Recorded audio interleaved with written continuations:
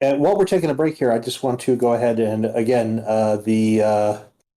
the temple. That's the Forest Ruins map, and it's just to give credit again where it's due for that Forest Ruins temple map that we were using for that combat is from somebody who goes by the moniker Fantastis KDOD. It's FANTASISKDOD. They have a Patreon, so you can do I guess they're at their patreon.com/fantasyskdod. Okay. I don't know if maybe you answered this question while I was off camera. This is a one shot that you created. Is it available for people to purchase, or are they just getting kind of an exclusive? Not yet, because this is actually this. So I have actually truncated it quite a bit to try and fit it into one evening. Usually it takes a couple of sessions to do, but I've cut it. I've pared it down quite a bit. So, and you guys are about halfway through it now. So we're we're just a little bit over schedule. So, I'm not going to get to sleep tonight. Stop goofing off and roll faster. Hey, I've been killing things as fast as I can. Actually, you've been doing great. I've been really leaning in on your Eldritch Blast as like your Eldritch Blast is on point. So I traditionally stay away from arcane classes. I've only played them in these one shots for Twitch, and I get the appeal of a warlock now. It is so much fun. They're so damaging with just their basic cantrip attack that you're like, why do I even need spells? Yeah. It's amazing. If you can't tell, this is the first time I've ever been a druid, because I've yet to transform into an animal. I've noticed that. I was going to, but I was like, I can only do it twice per rest, and I have this like instinctual John's the DM, and we're never gonna rest. So I'm like, I can't use anything. That's awesome. Yeah, I am well aware of that sensation. So part of me is just like, okay, hold it for when you really need it. I was running you guys through the Resident Evil of Dungeons and Dragons, the survival horror. Yeah. No saves. One death. we erase your save if you die.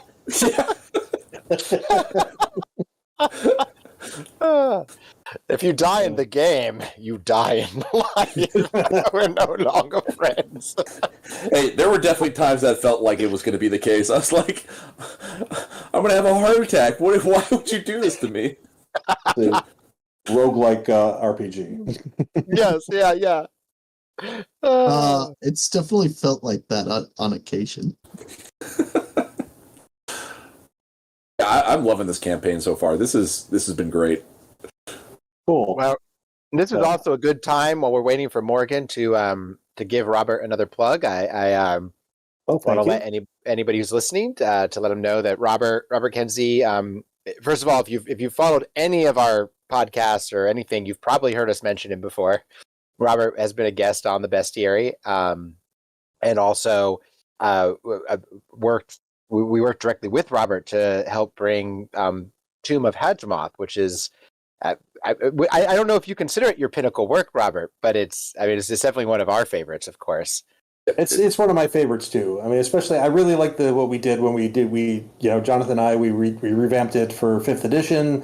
I'm very proud of that book. The revamp, it came out really, really nicely, really slick publication. Not in print, fortunately, but the PDF is awesome. So please go to DM's Guild, pick it up, check it out. The PDF is awesome. I ended up printing it all out and giving it to my nephew as a Christmas present. And having printed it out, it looked beautiful. And reading through it, it was a lot of nostalgia for me, having played through that campaign, but it's definitely recommend to anyone wanting a nice, long, I would say moderate difficulty campaign. Unless you're playing with John, then it's definitely a high difficulty. Yeah, it's painful. I toned down a lot of the difficulty for the print version to let DMs have a little bit more say than just kill TPKs. But Robert also, so that is a great campaign, and then Robert's done a lot of other things, including some really fun things that are just great for your game if you're a DM and you need like something to sort of spice up your world. One of my favorites is actually his book of dwarven poetry, which I've had the honor now of hearing Robert read. I really want to do the table banging version with the mugs. It's really cool. It's a book of dwarven poetry called, I forget the name of it. Hammer on Stone. Hammer on Stone, and it's Beautiful. such a fun book. Like, first of all, a lot of care has gone into it. It doesn't read like a knockoff, just here's some words on a page. It feels like you've actually discovered a book of ancient poetry by this whole dwarven culture. And if you're a DM whose players really like getting into the world building, just use some of the poetry from this book. It tells you about the dwarven culture just through the way it's written and the things they're writing, they're singing and talking about. And it's a mixture. It's got that perfect mixture of they're very proud race and they're proud of everything they're done, but they're also a race in decline. And everything is very nostalgic and melancholy. So it's a prideful melancholy. And I was impressed actually that Robert was able to imbue it with that kind of emotion, because that's not easy to do. Oh, I've got to get a copy of that book. I love it's dwarves. Really worth it, Tyler. It's really worth it. Dwarves. You can if you go to diredestiny.com under the fiction heading, there's a link there to where the book is available at Lulu.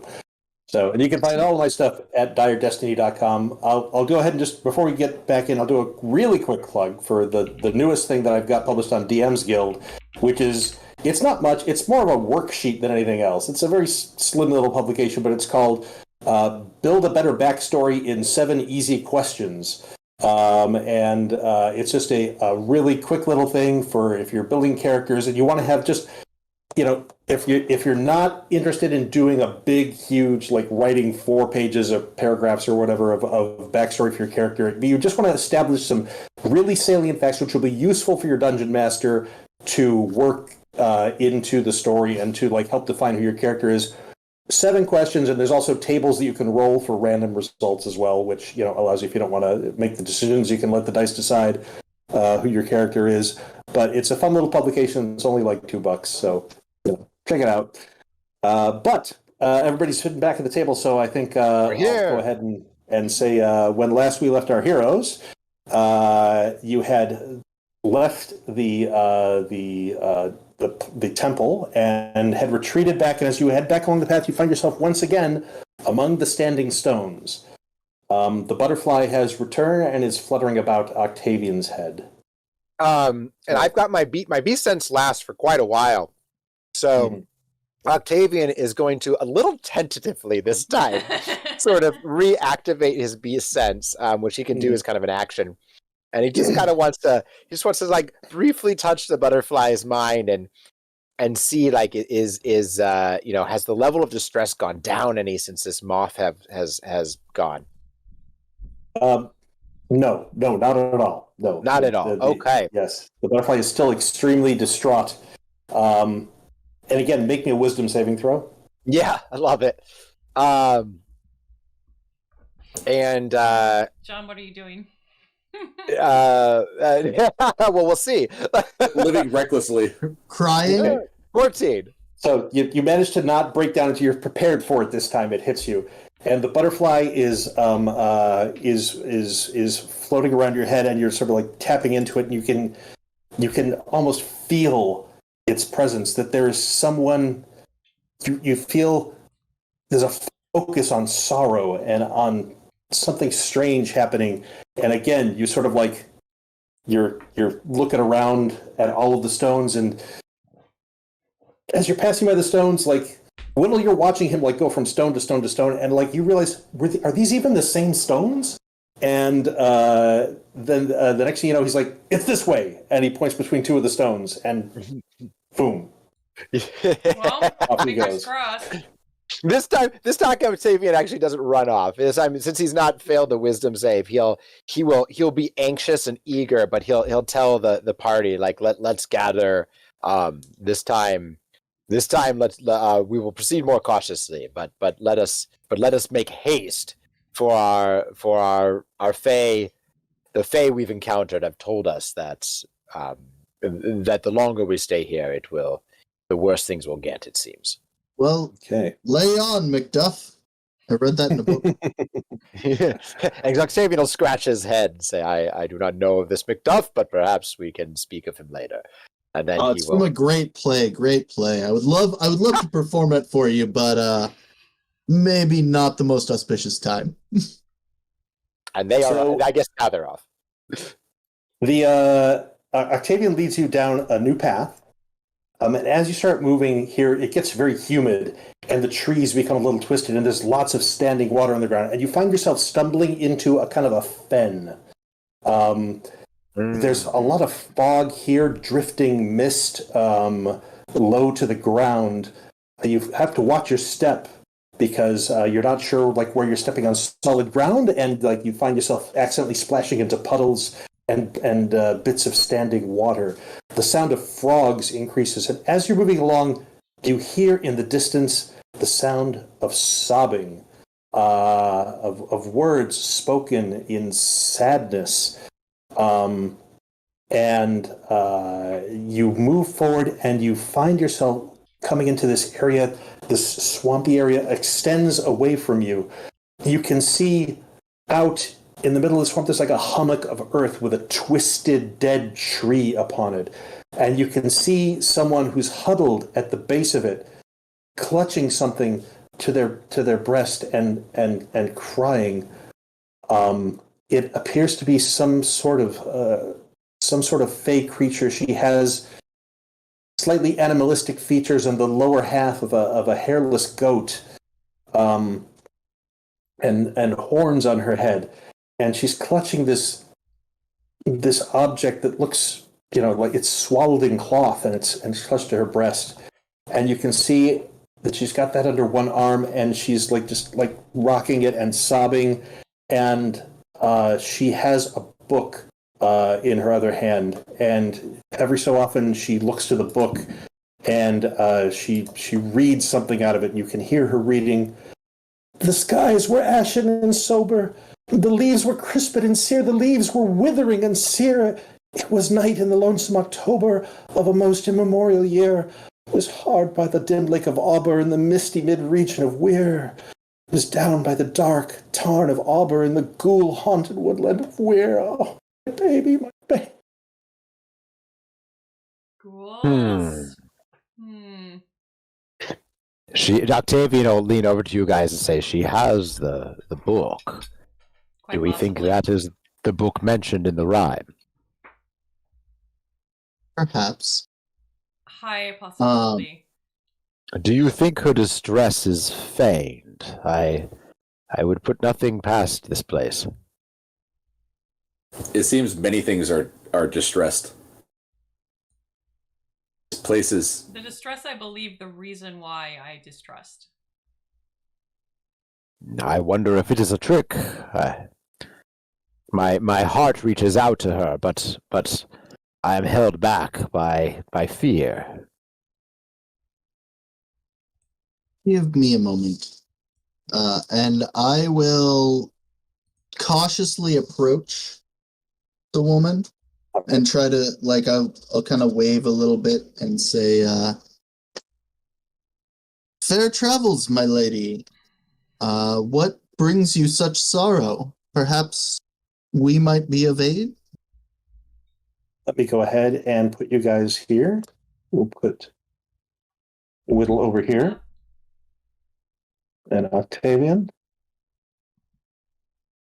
and Deltrana, and Fibble. And Robert, are all the maps today from 2 Minute Tabletop, or? No, I did do the credits while you guys were taking a break. This particular map is from Afternoon Maps, which, as you can see right there on the map, they also have a Patreon, and that you can get this map at patreon.com. I've altered this one slightly, did a little bit of Photoshopery on it, but you can see, seated on this hummock of earth out in the middle of the fen, you see her rocking this bundle in her arms and sobbing and reading from the book. And what is it you say? What do you call out, Widdle? I say, fair travels there, my lady. What brings you such sorrow? And is there any way we humble travelers could aid in... She looks up and she says, there's something wrong with my baby. There's something wrong with my child. Please, please help. There's something wrong with him. Oh dear. We do have some healers here. Could you... Oh gosh. All right. I'll start going forward. Okay. So you can see, I don't know how clear it is on your version, but you can see there's a kind of a path Mm-hmm. goes along there.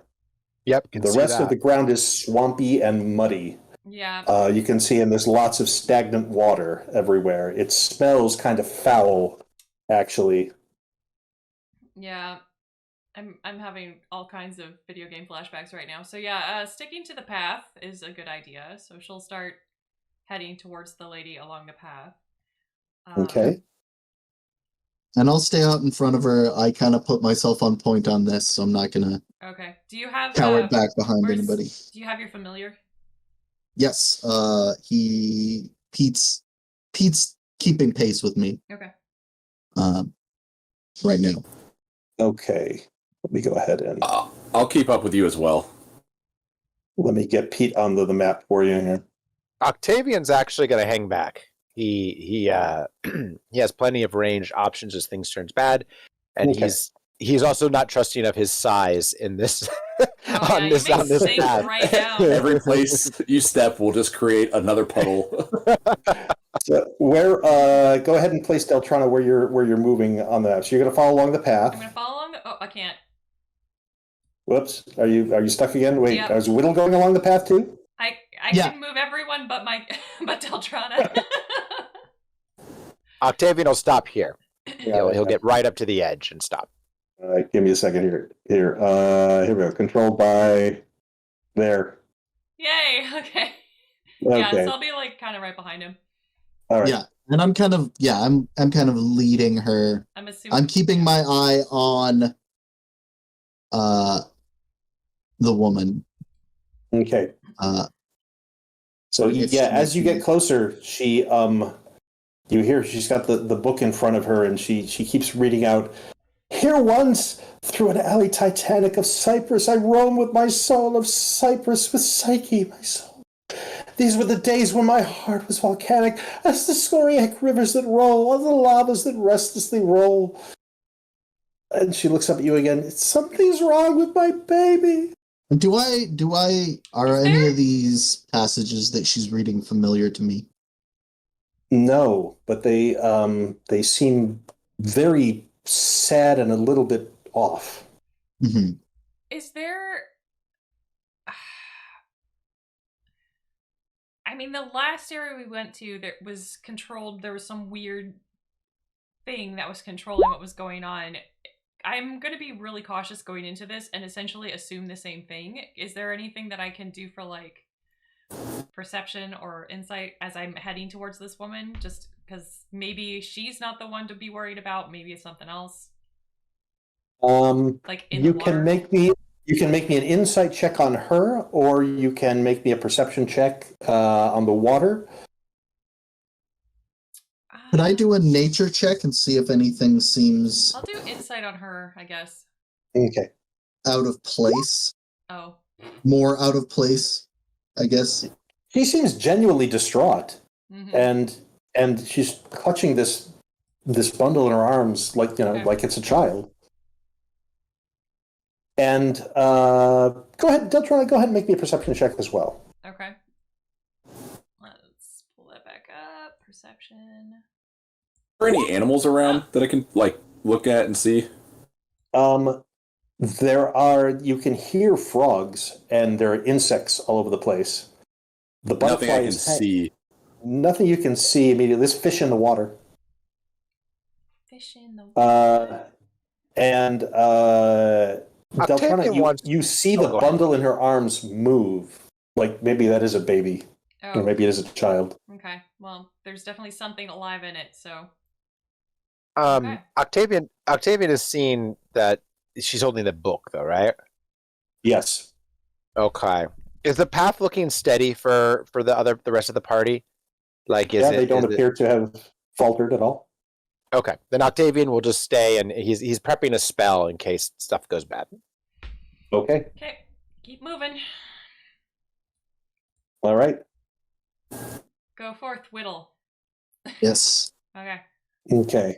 And Pete's by my side. Twiddle, before you get there, hang on. Okay. So Twiddle, when you guys, actually that's good. Okay. Just like that. All right. So as you're approaching, again, she's reading the poetry from the book and saying, please, there's something wrong with my baby. And as she turns, you can see the part of the bundle falls away, and you can see this hideous face, this hideous misshapen, lumpen face that looks like a potato of some kind, and this awful scar wound of a mouth opens up with sharp little jagged bits in it, and it cries out and it screams and it wails. And I need everybody to make me a Constitution saving throw. Oh no! Like man, everybody within 30 feet. One time I don't expect a man. That is except for Octavian and Pete. Octavian, for once, does not have to dance. I'm out. Okay. Me too.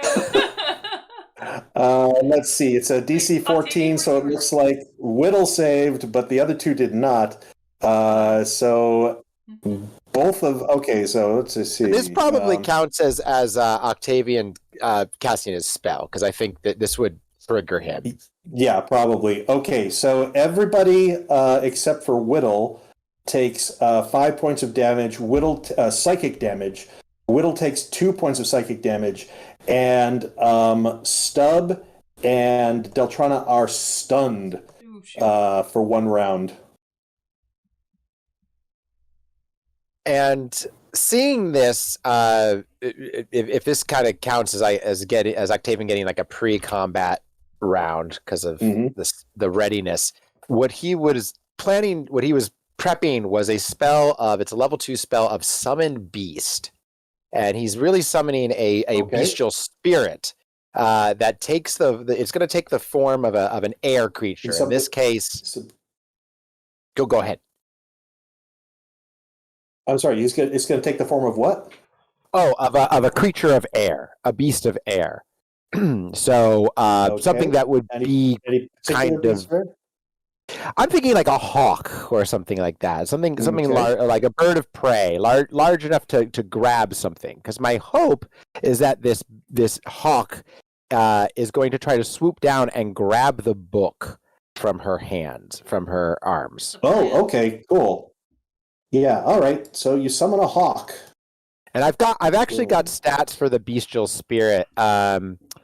This is out of Tasha's guide, but I have gotcha. I can say any of the stats if you need them, at any point. All right, that's cool. Yeah. All right. So there's your hawk next to you.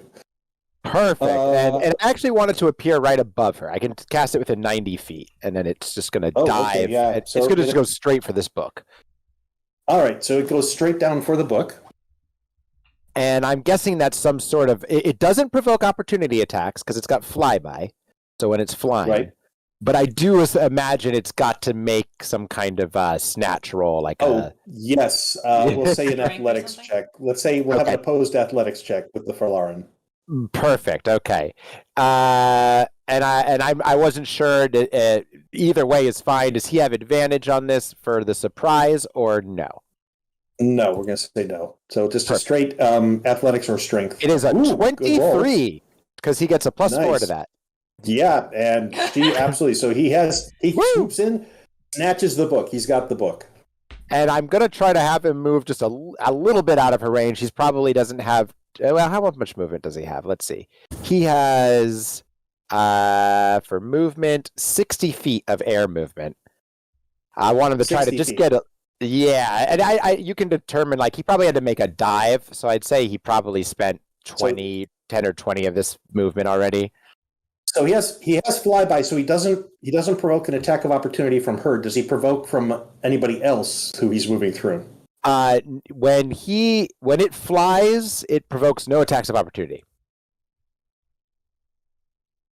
Perfect. Okay, got it. He's good. So I want him to get in, like grabs the book and flies to like here. Perfect. Yep. Okay. Love it. Then let's go ahead and let's roll initiative.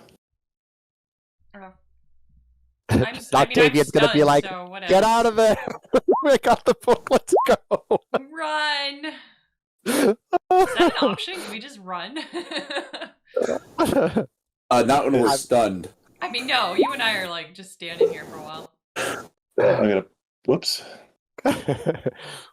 Oh, I forgot to do my thing. I'm sorry. I got an 11. No, shut up. Okay. I showed up? Yep. Oh, okay. No, it didn't show up on the. Yeah, it didn't show I up on did the that thing. again too. Here's what I'll do. I'll roll real quick, and then I'll just put it at 11. That'll pop him on there. No, I got it. Oh, you got it? Okay, got sorry you about that. I keep forgetting to have to actually have the. You rolled an Apparently 11 again. I rolled 11 twice, though, so it's fine. God. Ow! All right. I had a 13.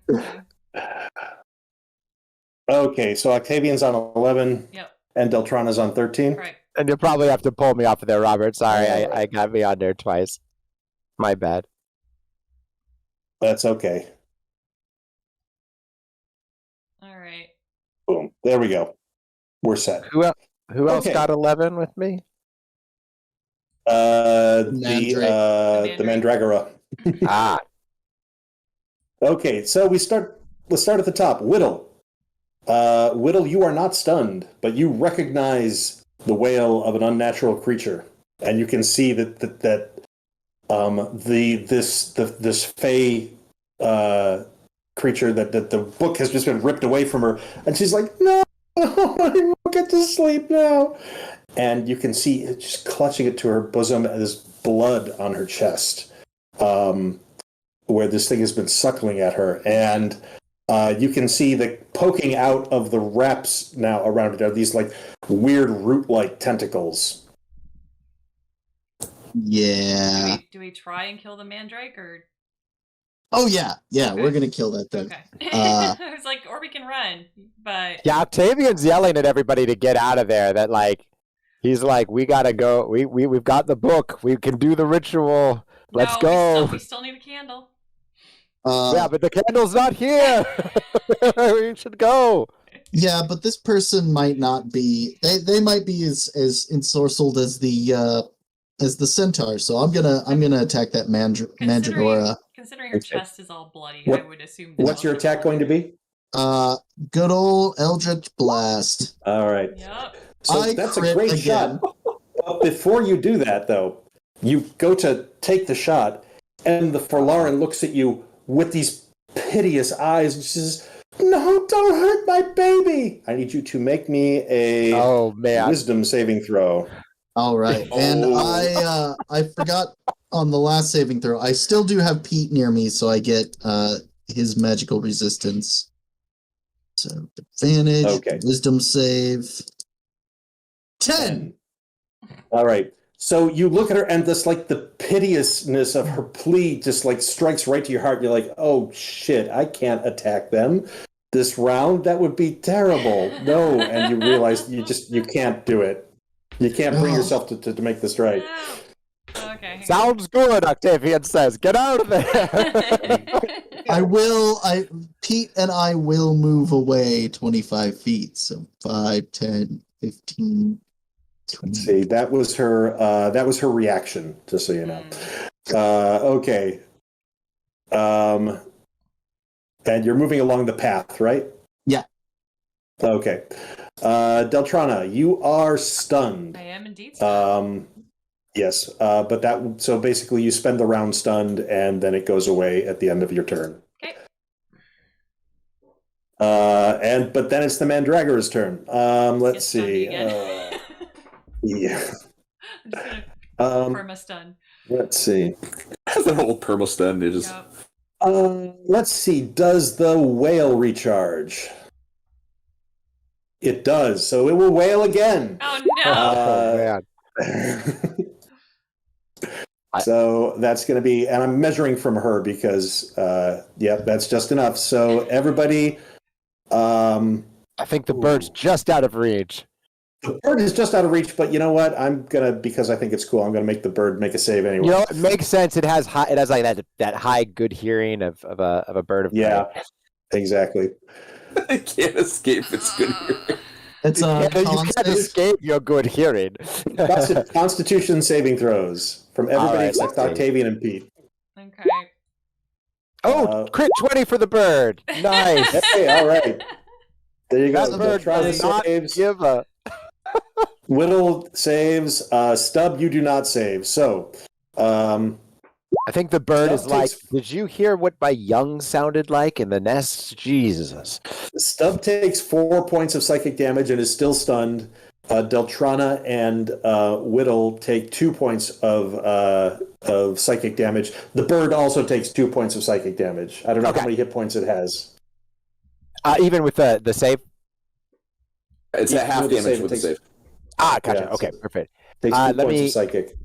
If it has, I'll just keep track of its hit points. It is down to it's 20 plus 5 for each spell level. But it has 25 hit points, so it is 23. Right.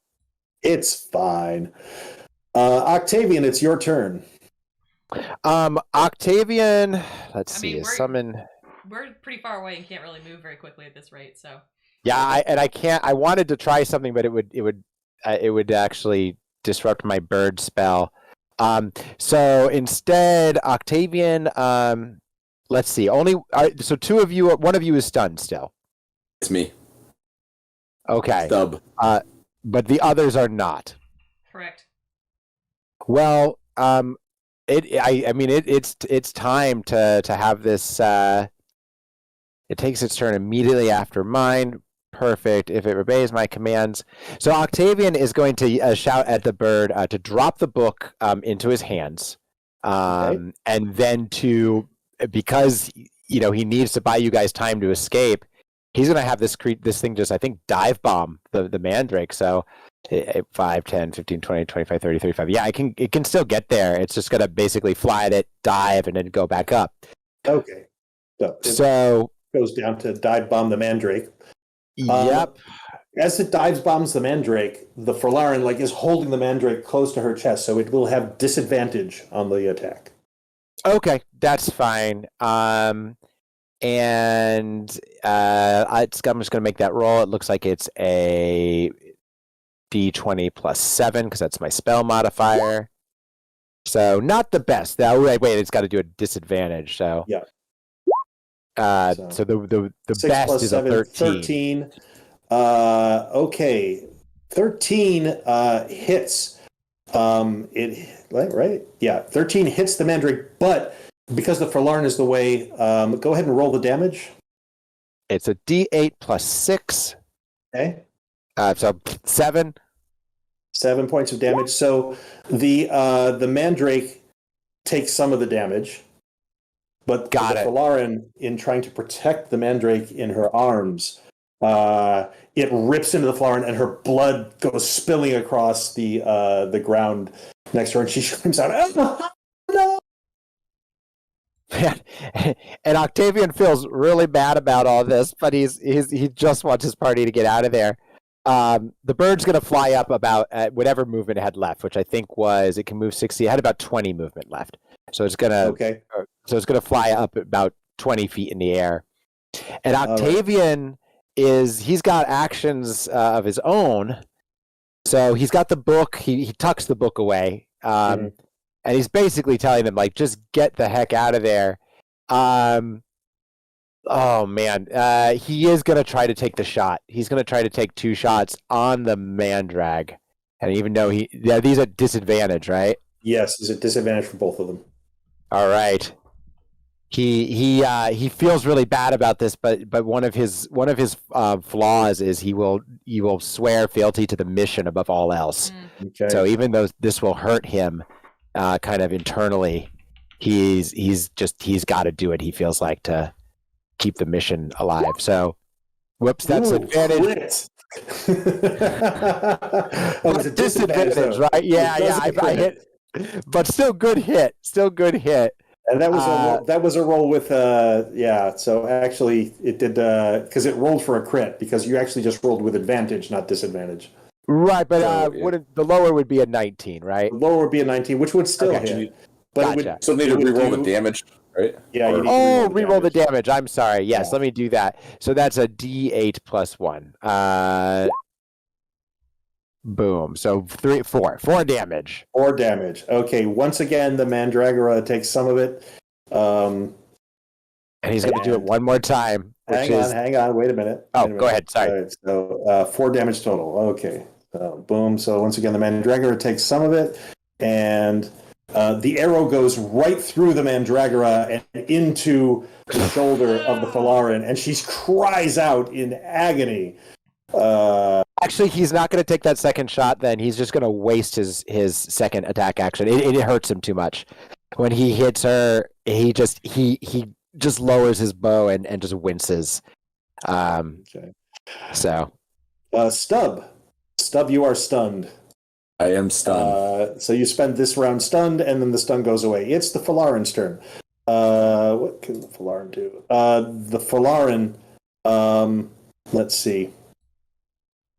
The Fiddlefen looks up and sees the cleric and takes the Mandragora, picks her up, and walks towards you with the Mandragora in her arms, and she says, "This son of a baby, please."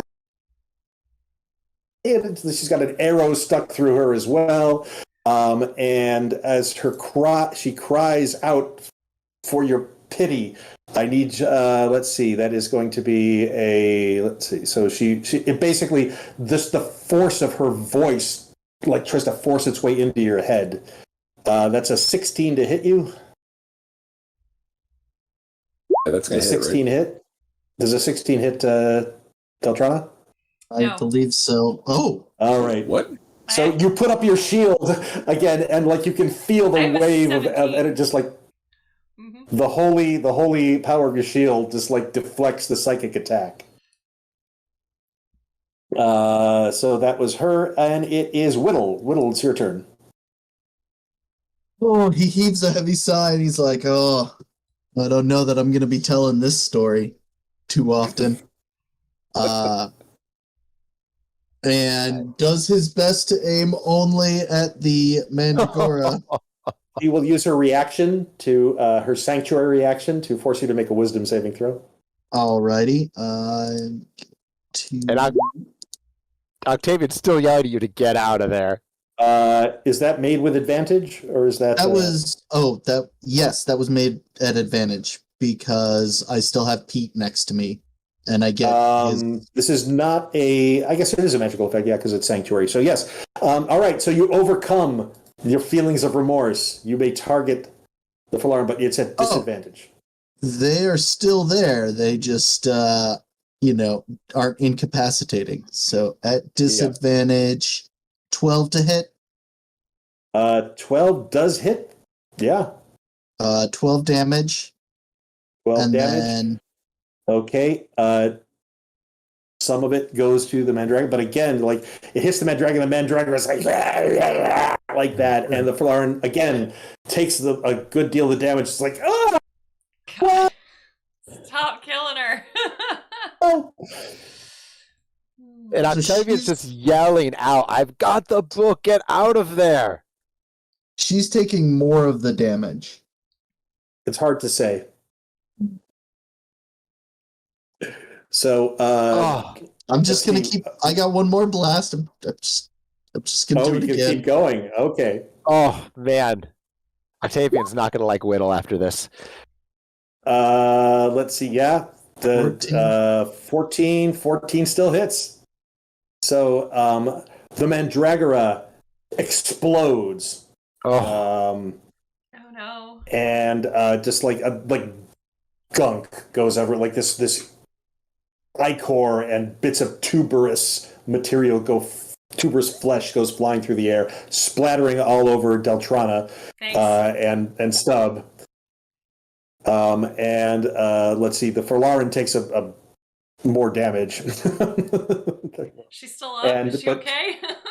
She is still up, but she's burned. She's got an arrow in her. She is racked with pain. She drops to the ground, and she's just like, "Oh, what have you done?" Oh, and she's just sobbing uncontrollably. Sobbing, my baby, you killed my baby. Oh, maybe she wasn't ensorcelled. Okay. I like that's your reaction to this. It's awful. Anyway. Look, I was trying to save a fey creature from a worse fey creature. I mean, like, this round of initiative now, she has no fight in her anymore. She just, like, collapses, looking at the remains of the Mandragora in confusion, tears streaming down her cheeks. I'm gonna go to her. I was just gonna say I'm gonna go. So thanks for a good time. And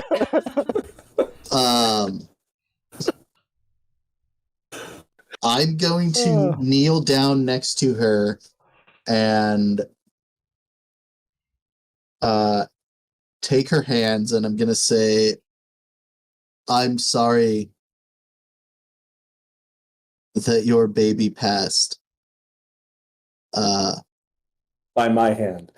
By my hand. We're going to ignore the by my hand part. Make me a persuasion or performance check. Your choice. I'm going to go performance on that one. I'm going to make sure I'm at... Are you going to play music while you do it? I'm going to act out this apology. No, I was actually going to like tell her a bedtime story, basically, like give her like just tell her a soothing story. Soothing story. I don't think she's probably in the mood for a story. Have you heard the one? She's broken, and I'm just trying to do better. Have you heard the one about the wolf and the girl in the woods? Wait, no, hold on, that's not a good one for this moment. No. Yeah, you do your best to comfort her, and you tell her a story. You recite some poetry, actually. Yeah. And that seems to get through to her. Yeah, at first I start with the bedtime story and I see it's not working, so I relate this old story about, it's actually about a fallen ruler, and it uses flowers as an allegory for their passing. And it's really touching and it's beautiful, and the teacher who taught me history cried every time he read it. So I relate that story. Or I relate that poem. And Flowers of Eldervon. Yes, it's good. She appears to calm a bit, but she is still gravely wounded and extremely sad. You get the feeling that you know she wishes just to be alone. mm-hmm. I go up to her, cast Cure Wounds on her to heal some of her wounds. And then I cast Druidcraft on a flower as kind of a sign that even from this moment, there is a chance, like there is always a chance for rebirth. And I kind of show that through Druidcraft. She looks up at you and reaches out to you, cups your face in her hands, and leans forward and kisses you on the forehead. Do you allow this to happen?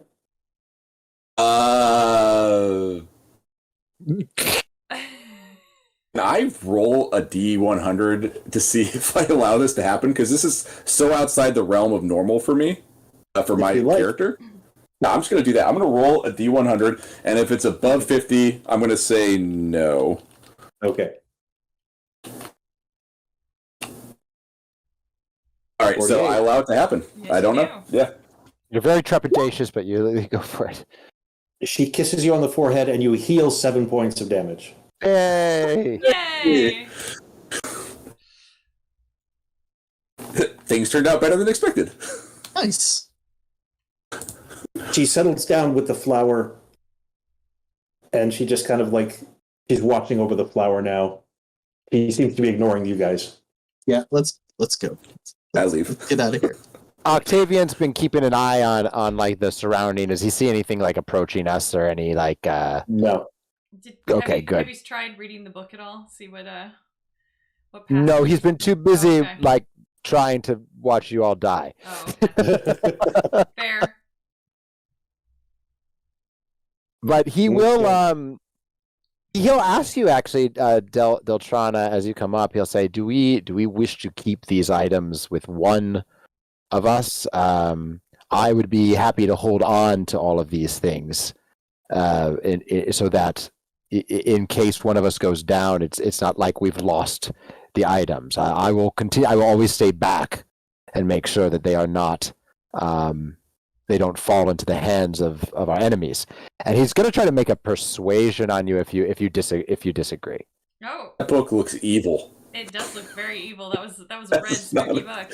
That's not a good book.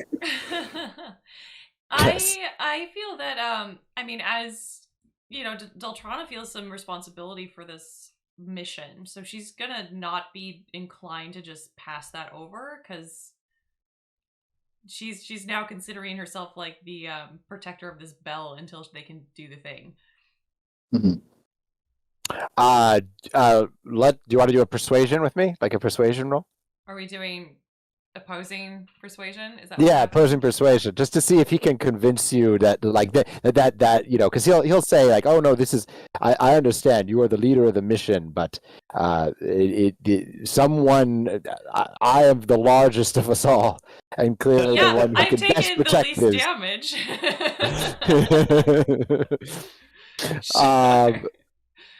This would be his. Yeah, he only got a 10. He's not the most persuasive. Oh well, you know how my rolls with persuasion and all that go, but we'll see. Yep, nope, she's keeping it. All right, he'll continue to hold on to the book though. Okay. Can I actually peruse the book for a little bit? He's very nervous about letting you look at the book, but he will. He'll let you do that. We need to read But he'll kind of hover over it. Yeah, you'll just notice how like uncomfortable he is to let anybody else handle this magical artifact. But he is or what he considers a magical artifact. But he will let you. Yeah, you can peruse it, but he's just gonna kind of hover, like a looming mountain over you. You'll depending on what's in the book, you'll instantly realize that I'm not looking at it for like any sort of arcane value. I literally am just like, okay, I've read this poem. This is new. So Widdle, as you're looking at the book, you are seeing. Let's see. You guys are frozen up. Am I still with you? Yep. Are you still with me? Yep. Okay. Yeah. Yep. So Whittle's frozen up on me. He's not moving. So I don't know if he's still with us. Yeah, I should be. Am I frozen to? Yeah, that's okay. It's cool. As long as you can hear me, it's cool. You look good to me, Ty. Yeah, you look fine. I don't know why it froze. It'll come back eventually. Discord. Yeah, you can pop out and back in if you want. But so you're looking through the book. The book, as you realize, as you're moving back and forth through the pages, there's lots of strange verses in here. Some of which you recognize, most of which you don't. But the odd thing about when you move through the book is that you go back to a page that you read before, but it's got a different verse on it now. It seems that there's much more to this book than meets the eye. Oh, this is just fascinating. That feels like The great librarian would love this. He would. This book really speaks to you. Go ahead, make me an Arcana check. All right. I feel like maybe it's a book that like shows you the passage you need to see at the time, maybe? At least that's how it's... 8. You're pretty sure that this book can do some cool shit. But you don't know what it is. You need more time to study it. It's a really, really cool book of poetry. I would love to sit down with the librarian with this. Seeing how protective Octavian is about it, I look up at him and I say, "You will have to travel to the Great Library with me. We have to share this with the Great Librarian." This is exactly what he sent me out for. And Octavian, you may see like a sort of a dark look across his face, but he then smiles. He covers it up as best he can with a smile and says, "When the mission is done, we can share the road for a time." Yes, well, yes. We don't have time for intra-party conflict because we must move on. Yes. So if we had, now where is that butterfly? If we had more time. No, I mean, yeah, that's fine. Yeah, no. Stubb's like looking at all of you like, why are you guys looking at this stuff? We got to get going. Although I will say, if we have to end early to before it's over tonight, I am down to come back and play another session of it to finish it up. We're close to the end. Okay, perfect. There are 2 more encounters here. One of which should go. The first of which should go pretty quickly. At least I hope it'll go pretty quickly. Okay. Yeah. Well, if not, I just want to put that out there. See, we can always. This is John's whole like, oh yeah, we've got one battle. It'll take 1 session. 7 sessions later. 6 weeks later, yeah. I try to move things along pretty fast. Fair. All right. So we're back to the circle all right. again. So the butterfly floats around Octavian again. Octavian, you're gonna reach out to it again? Absolutely. The same thing as before. He will. He now knows that this has worked. Yeah. So he's gonna take one for the team. Yep. He does say he says as I'm looking for my wisdom saving throw here. He says, "If I start to dance again, Deltrana, be my partner. You were good last time." Okay. 19. 19. You get a sense coming off the butterfly of like extreme like disgust at what happens, what must come next. At this, it's just like, this is not going to be good. But you zero in on which way to go. And I'm guessing that it hasn't been an hour yet. My bird is still with us. That's kind of funny. Actually, the bird is still with you. But make me an insight check. I love it. Do insight check. That is 2. This is hilarious. I've rolled probably a total of 10 ones and 2s. You know what? Everybody can make me an insight check at this point. Okay. But I do love it. I'm not even Stubbs, you can also make me an insight check, especially Stubbs. You get advantage on the insight check. Oh, I get advantage? Let me do it again. You get advantage on it. Yeah, 23. Okay. I got 17. Okay. So, Stubbs, you realize that you hear a couple of rabbits talking to one another in the brush. You realize that your Speak with Animals spell is still active. Oh. And you guys are looking around, and the light has not changed at all in this grove. And you suddenly realize you have no idea how long you've been here. Oh. Oh, love it. Well, you haven't been hungry or tired. Yeah, Stubbs is like, hey guys, time seems to be funky. Yeah, Octavian starts to worry secretly about his wife, Helga, and his 2 sons. To try to soothe everybody, I'm like, I know a story about this. Like, not now. And I've been in the Feywild. It's fine. Not now. Time Keep just going. moves weird. Sometimes it doesn't move. Sometimes it moves really fast. We'll be fine. I've been in the Feywild. It's fine. The last time I came here, 200 years passed when I returned to Feywild. Well, I wasn't specific on that front. The butterfly leads you down the path, and you hear something that is like a not the sound of water, but the sound of mud plopping and slurping around, and this smell assaults your senses. This smell of like stick, like someone vomited. Oh, Gross. You see before you, as you walk forward into this glade, there's a font coming from a cleft in a rock face into a pool, but the font is all choked and clogged with filth and foulness. Above the font is a statue of some sort of, looks like an elf-like spirit, possibly an elf-like figure of indeterminate gender. Octavian wants Everything to is covered in filth.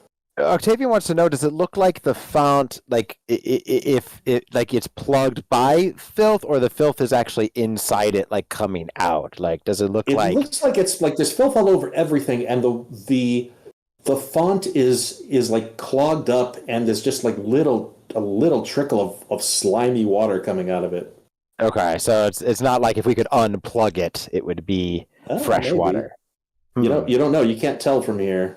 Okay. I don't have prestidigitation, unfortunately. I have prestidigitation. So, Of course you do. let's go ahead and put you guys here on this That map. was something I could even grab. This is a pretty map here. Ooh. Yeah, and I will tell you whose map this is in just a moment. It's pretty, but it smells like bile. Yeah. And let me see. That was Will, so we need Fibble. We need my bird. And we need the Boyd. And the The dragon. Boyd and Pete. Pete's dragon, or rather, Boyd, yes, you've got a little menagerie with you here. Okay. And this map is what is this? This is the Tranquil Waterfall. This is also from 2 Minute Tabletop. Ah, nice. Okay. So yes, you see this fountain trickling down from the other side over there. But again, it's all filthy. It smells foul. It looks foul. Well, Octavian says, Is there the last one we certainly leapt into. Who's up for a swim? ew. No. That's not happening. I don't think there's a creature that can handle mud. Yeah, the Do I statue. Do I recognize anything of it would I be able to with like a history check? Any sort of Arcana check would probably do it. Arcana? Or religion. Or religion. A cleric. I will don't have go. religion. I can arcana. I will go I have religion. medicine and insight, sir. I got a 9. Religion is not my strong suit. I can arcana or insight. Or medicine. Well, I'm not sure how that It's works. not a goddess of poetry. Arcana? You can do Arcana. Okay. Yep. Yeah. Nope. Yep. Deltrana's, you're pretty sure that's a spirit that would be revered by the elves. That's kind of some kind of an elven spirit. Okay. But you don't know it's their name. That would make sense. Widdle, you're not familiar. Octavian wants to take a look at some of this sludge and use like a nature or a survival check. You're gonna dip your finger in it and then lick it? But not well. That's if I roll a 1 again. But otherwise, he's gonna try to use maybe like either one of those, whichever you think is most appropriate, to try to just sort of get a sense of what this is. Is it just like normal sludge? Is it poisonous? Is it a living leech swarm? What is this? Okay. You let's see. You dip. You examine it closely. I'd probably use like a stick if I can find one to kind of poke it first and like sludge it around. It's a combination of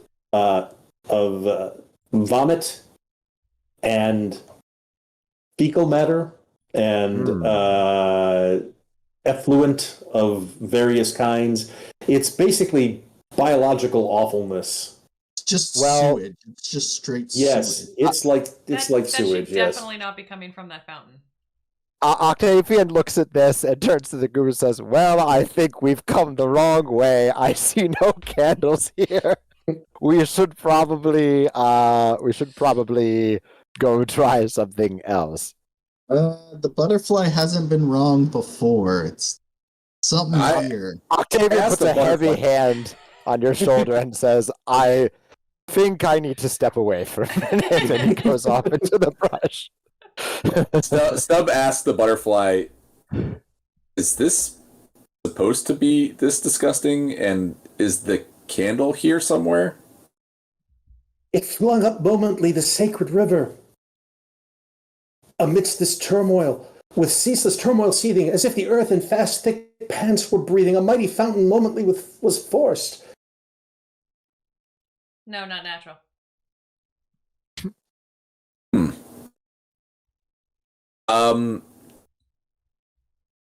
If I rolled an Arcana check, would I be able to tell if I could cast Dispel Magic to break this effect? You're pretty sure that this is a physical thing. This is not a magical effect. There's something. So then something physically wrong here. There's something in the water goop that is making this happen. Well, isn't the goop coming from that possibly fountain? Right? It's coming from that statue. The fountain looks like it's clogged up with this shit. So maybe whatever's in the water blocked the fountain so that it couldn't get cleaned out with fresh water. Oh, it's cycling. Yeah, cycling. Yeah, okay. So, I guess we have to get something in the water. This is disgusting. How far does prestidigitation reach? Can you scrub the statue? Prestidigitation. This would take you'd have to get up on it and yeah, you got to get within 10 feet of it, yeah, and it'll take a little bit of time. If you guys want me to give it a shot, I'll go for it. If you guys think clearing that, I don't want to go in there, so. All right, I will try to get up close to the spout of this fountain and try to clear it with prestidigitation. Okay. Actually, Octavian's going to go with you because he has some ideas too if that doesn't work. So go ahead and move your figures. All right, and where's the fountain? Is that the over fountain here? Is over here. Okay. I'm not seeing your... My bird. Oh. Top left corner. Okay. Oh, so we actually have to get... Yeah, okay. You have to go through the muck. Have Octavian carry you. Yeah. I would like Octavian to carry me. Okay. Look at my clothing. I can't You know how much it costs to clean this? I can't afford. You have prestidigitation. What are you talking? You know what? Octavian says, hang on, little man, and he's gonna try to throw you across. Athletics check.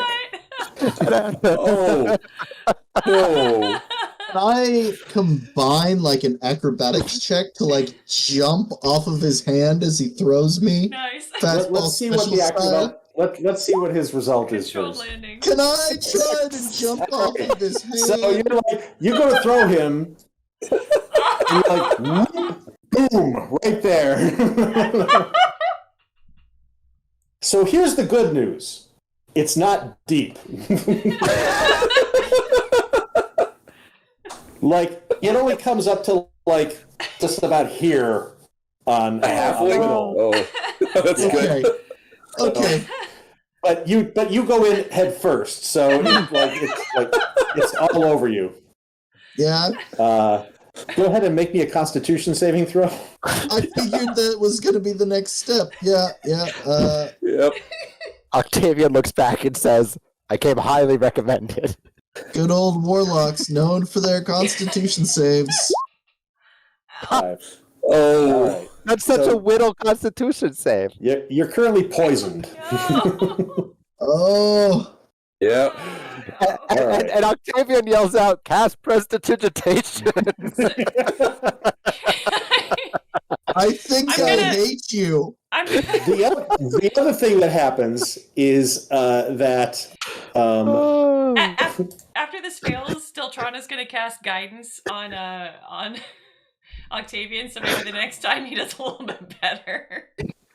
The other thing that happens is that you notice that these 3 weird, ugly mud creatures come flapping up out of the of the filth. Gross. And immediately rush at you. No. Boom. Oh no! These mud methods or whatever those are? They are mud methods, yes. That's cool. That's cool. I haven't got a chance to use mud methods. That's awesome. Yeah, this is gonna be awesome. Okay. So one of them is going to breathe mud all over you, Widdle. So I need you to make me a dexterity saving throw. Well, thanks for killing me, John. No, you didn't. You save. I saved. Oh, thank God. You managed to avoid getting covered in mud. But the other 2 will just hit you. That's a 17 for 3. Yeah, 13 for 2. Does the 13 hit you? The 13 will. That ties my AC. Right. So it's a total of 5 points of bludgeoning damage. Alrighty. I'm still actually looking pretty good. And I'm not going to bother with the initiative, so that's their go. You guys go in whatever order you like. Well, in fact, we'll go. I'll tell you what order we're going in. We're going to start with Widdle, and we'll go Octavian, and Stub, and then Deltrana. Perfect. Deltrana, rather. Sure. All right. So, Widdle. Yeah, I go a little nuts. So, Widdle, here's the good news, though. Okay? Here's the other good news. The good news was that it was not deep. The bad news is there's mud methods. But the good news is that from here, you can see at the base of the statue, there looks like there may have been a number of offerings left. Mm-hmm. And among them, you see something, it's covered in crap, but it looks vaguely candle-shaped. Yay! Perfect. Before I do anything, all 3 of these are going to have to make strength saving throws. Okay. As I just start laughing, all covered in mud and like sick to myself, as shadowy tentacles just burst from my black back and flail wildly as I cast Arms of Hadar. Nice. And Octavian says, Okay, "Don't like touch overkill." that water."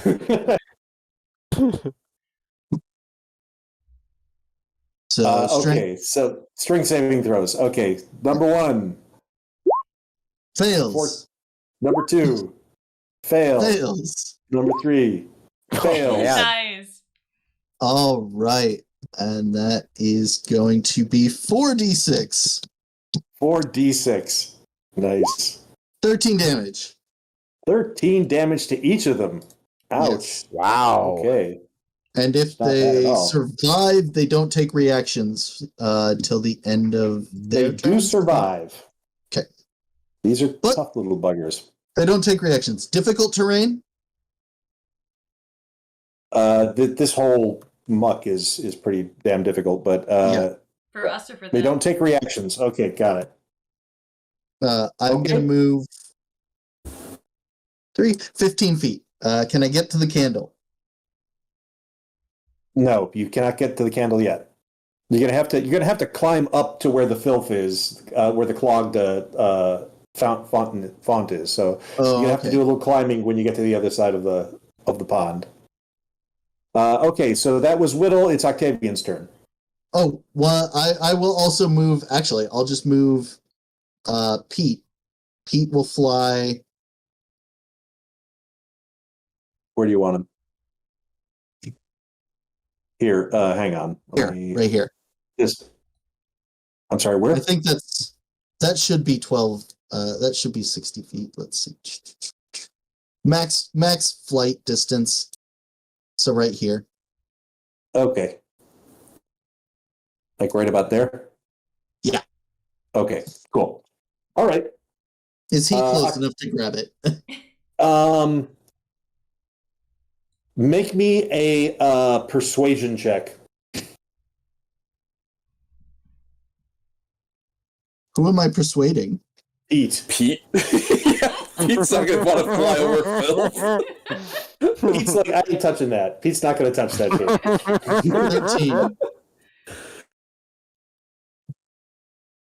13. Pete is like, no, that wasn't, no. I appreciate where you're coming from, but nah. No, man. I don't love you that much. We're close, but we're not that close. All right, Octavian, you're up. All right, Octavian is going to try something a little crazy. Okay. He needs to get a certain distance to the fountain, and the only way to do it is for him to take a running leap and try to just Olympic leap to like land about here. Okay. Land on top of them?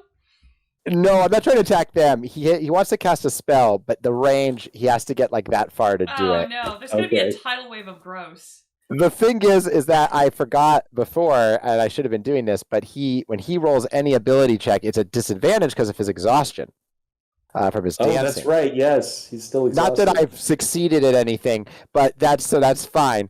But but let's. I'm going to try an athletics check. You have guidance for your next roll. Oh, thank you. So you get to roll a 1d4 and add that number to the next ability check. Okay. So this is my athletics, which wasn't terrible. And I am going to add the D4. I want to add the D4, which is 16 total. That's good. Yeah. Where are you trying to get to? You started to get to here? I'm trying to get to like here, yeah. All right, yeah, that's easily done with that roll. So I'll go as far as I can. You know, I'm going to say I'm going to put you here if that's okay. Yeah, that's fine. That's fine. Okay, cool. And as soon as he like slams into it, I don't know if I have to make a Constitution save for poison. Oh yeah. All right, here's my save. Where's my stuff? Octavian's got this crazy idea. We'll see how well it goes. 15? Okay, you're good. All right, big Firbolg. He's like, I've stepped in worse. And he points to the fountain, and he's going to cast Enlarge on it. It doubles its dimensions. And he can cast this on objects. You can do that on an object? Yeah, it's creature or objects. And so he's trying to make the hole, the crack in the wall bigger, huh? Exactly. It's hoping that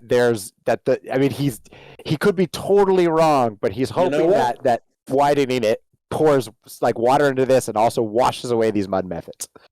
Okay, sounds good. Go ahead and what's your spellcasting ability? Charisma? My ability is and this dispels my beast, by the way. It's a concentration spell, so it goes away. Okay, gotcha.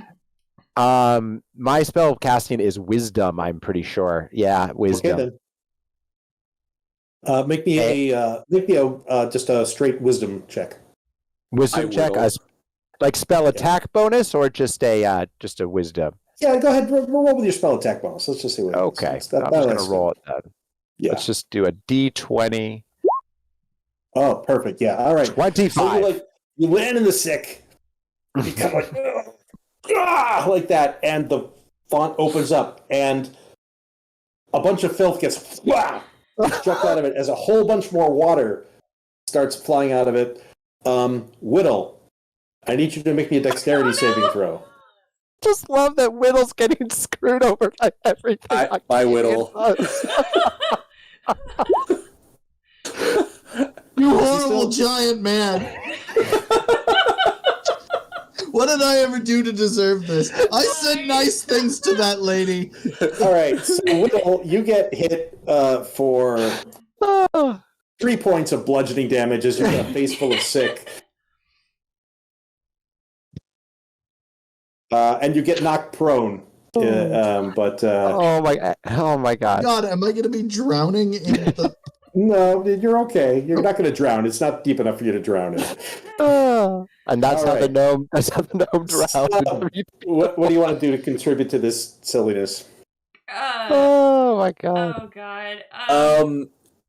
It's Stub's turn. Yep. It's Stub's turn. I know. I know I'm really small and you can't see me, but it's my turn. I know. Yeah. I'm just laughing. I am going to cast Produce Flame at the closest mud mephit. Okay, go ahead. Yep. And hopefully I actually hit it, so probably not. Nope, it was wide. But there's now the smell of burning effluent.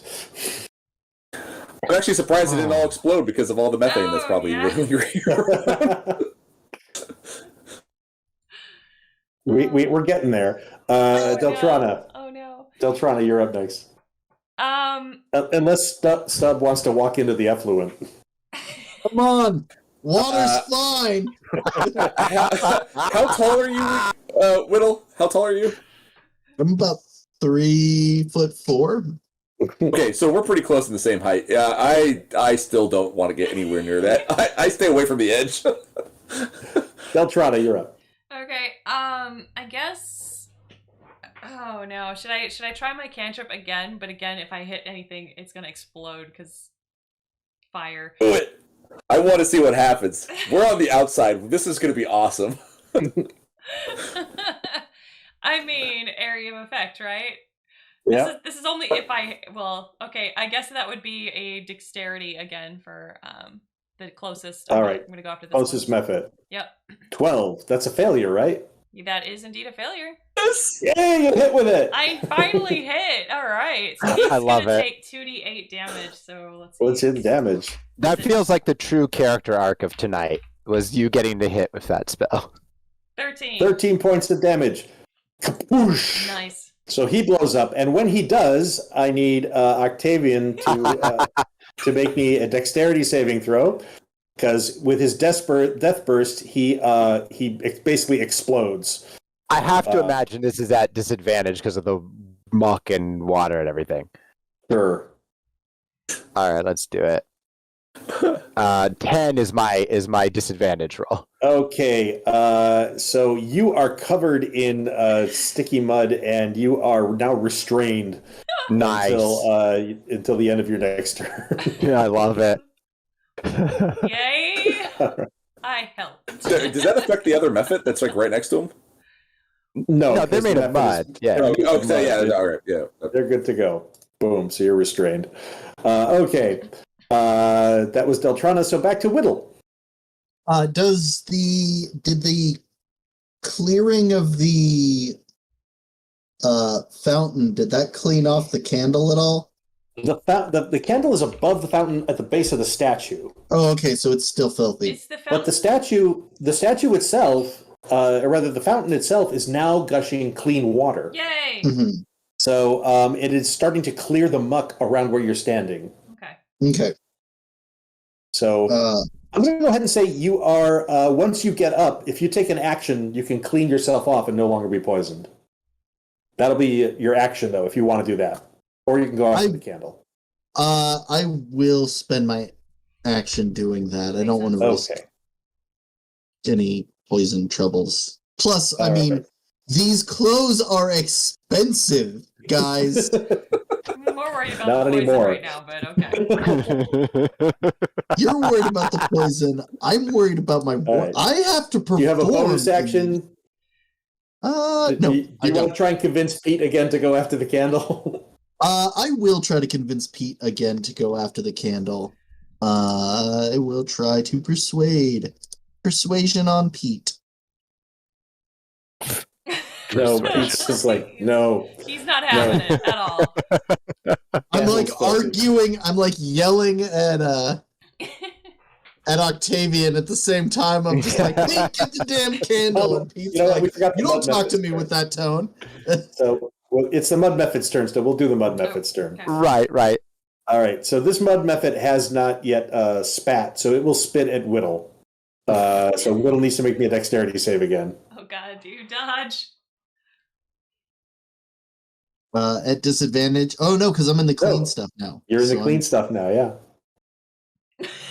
But you You're in the clean- Oh my god. Thanks for giving me your So- shitty rolls, John. I needed to get them somewhere. So once again, you are restrained now. Okay. Oh my lord. All right. The other one is going to try and punch Octavian. And because you're restrained, he gets advantage on that. So let me turn on the advantage toggle. All while this is happening, Stubbs is just saying, "Just run, just run." And Octavian is like, "We don't have the candle yet." Is that a 15 to hit Octavian?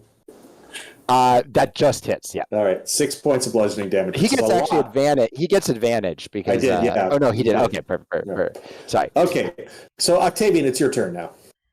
Okay. Well, Octavian is shouting out, "Get the candle! Get the candle!" I don't know. I probably can't persuade the pseudo dragon, right? That's purely. You can try. Well, Octavian has terrible. I think he has pretty bad charisma. Yeah, he does. No, he's gonna try instead to fight these mud methods that are messing in. Let's see. I took how much damage? 6? Yes. Okay. Then he's just gonna make a couple swings. At this point, he's got his great sword in hand. Even though he's at disadvantage. Or no, wait, is he? Yeah, until the end of his turn. So he is just gonna go for it and try to strike him. He's gonna swing his first swing, which is a 7. 7 misses. But he's just wildly swinging cutting through the mud and the water. 14 that hits. one hits, and that is 7 damage. All right, does quite a bit of damage to the mud method, but not quite enough to take it down. And I can't move because I'm And restrained. you can't move. That's right. Yep. So Stub, you're up again. Use flame to the one that's right next to Octavian, and oh yes, because we got to take the restrained away from him right now, and then you can kill it, and we'll put it back. Oh yeah, that hits. There it is. Yeah. So, boom! Another.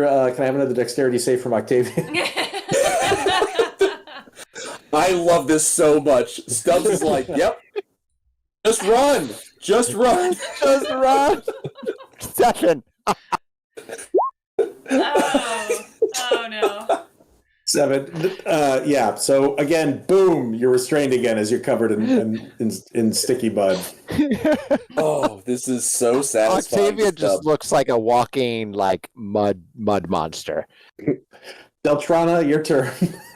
I mean, Sacred Flame has been working so well for her all of a sudden. She's gonna try that again. All right. Are you within range? Let's see, I need to be Sacred Flame is 60. Oh, then yeah, you got plenty of range. Oh yeah. So Okay. Dexterity saving throw. Correct? Correct. Yes. Yeah. That's a fail. So that's it should be. She's not supposed to have advantage, so it's a 6. Either way, it's a fail. So do the damage. Yep. 2d8. 8. Only 8 okay. damage. He's still up. I tried. I like that. That's the cleric. Gave it. I tried. I gave it my best. You'll be fine. She's filing her nails. Let's see. It's the Mephit's turn again. They go before Widdle, so this one's just gonna punch. Does a 14 hit Widdle? Yeah. Will takes 3 points of bludgeoning damage. Is he at advantage hit again because of his restrain? Yeah, I'm still restrained. It doesn't matter. He hits anyway. So sure. But Widdle, it's your turn. You will get a save at the end of your turn to try and break free. Oh my God, Widdle. You can do it. Yeah, I'm not gonna worry about that. How high up is the thing? It's about 10 feet, 10, 15 feet up. Yeah, I'm just gonna Misty Step up there. Oh, okay, cool. He's just done. All right, you find yourself standing next to the statue. You're still covered in mud again. I am covered in mud again. Do I have to make a con save against being poisoned because I'm covered in mud again? No, because you weren't in the middle of the effluent. You just got covered in mud. Okay. Go ahead and make me a dexterity save, though, to shake the mud off and stop being restrained.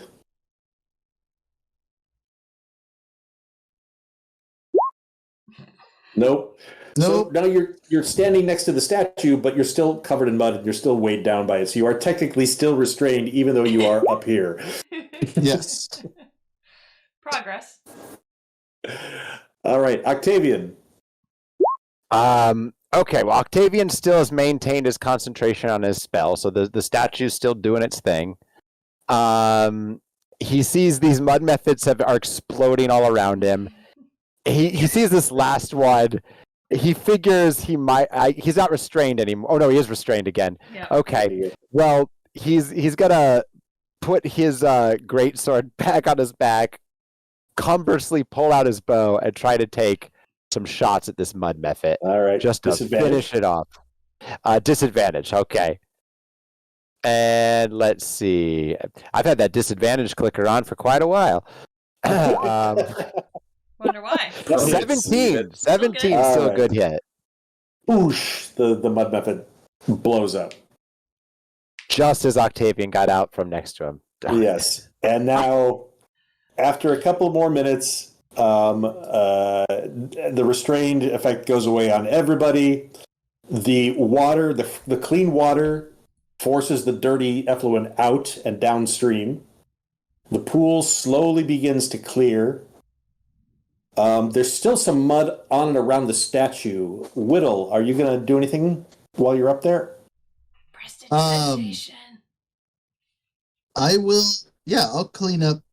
I'll prestidigitate a cubic foot worth of the area clean, Okay. specifically around the candle. Yeah.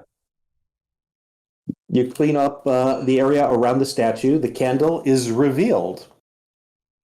And I will reveal it. Mm. It is a pillar candle of a pungent, unknown type of wax. Okay. Has a rather queer smell.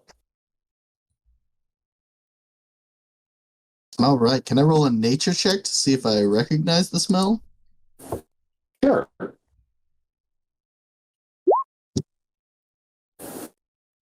12. You're not quite sure, but it definitely is, you know. It's definitely a smell. Definitely a smell, yeah. I'm not sure what it is, but it's definitely a smell. Do we have time for me to cast Prayer of Healing on the party? Absolutely. Okay. After time which, is yeah, stopped. I'll climb down and join everybody.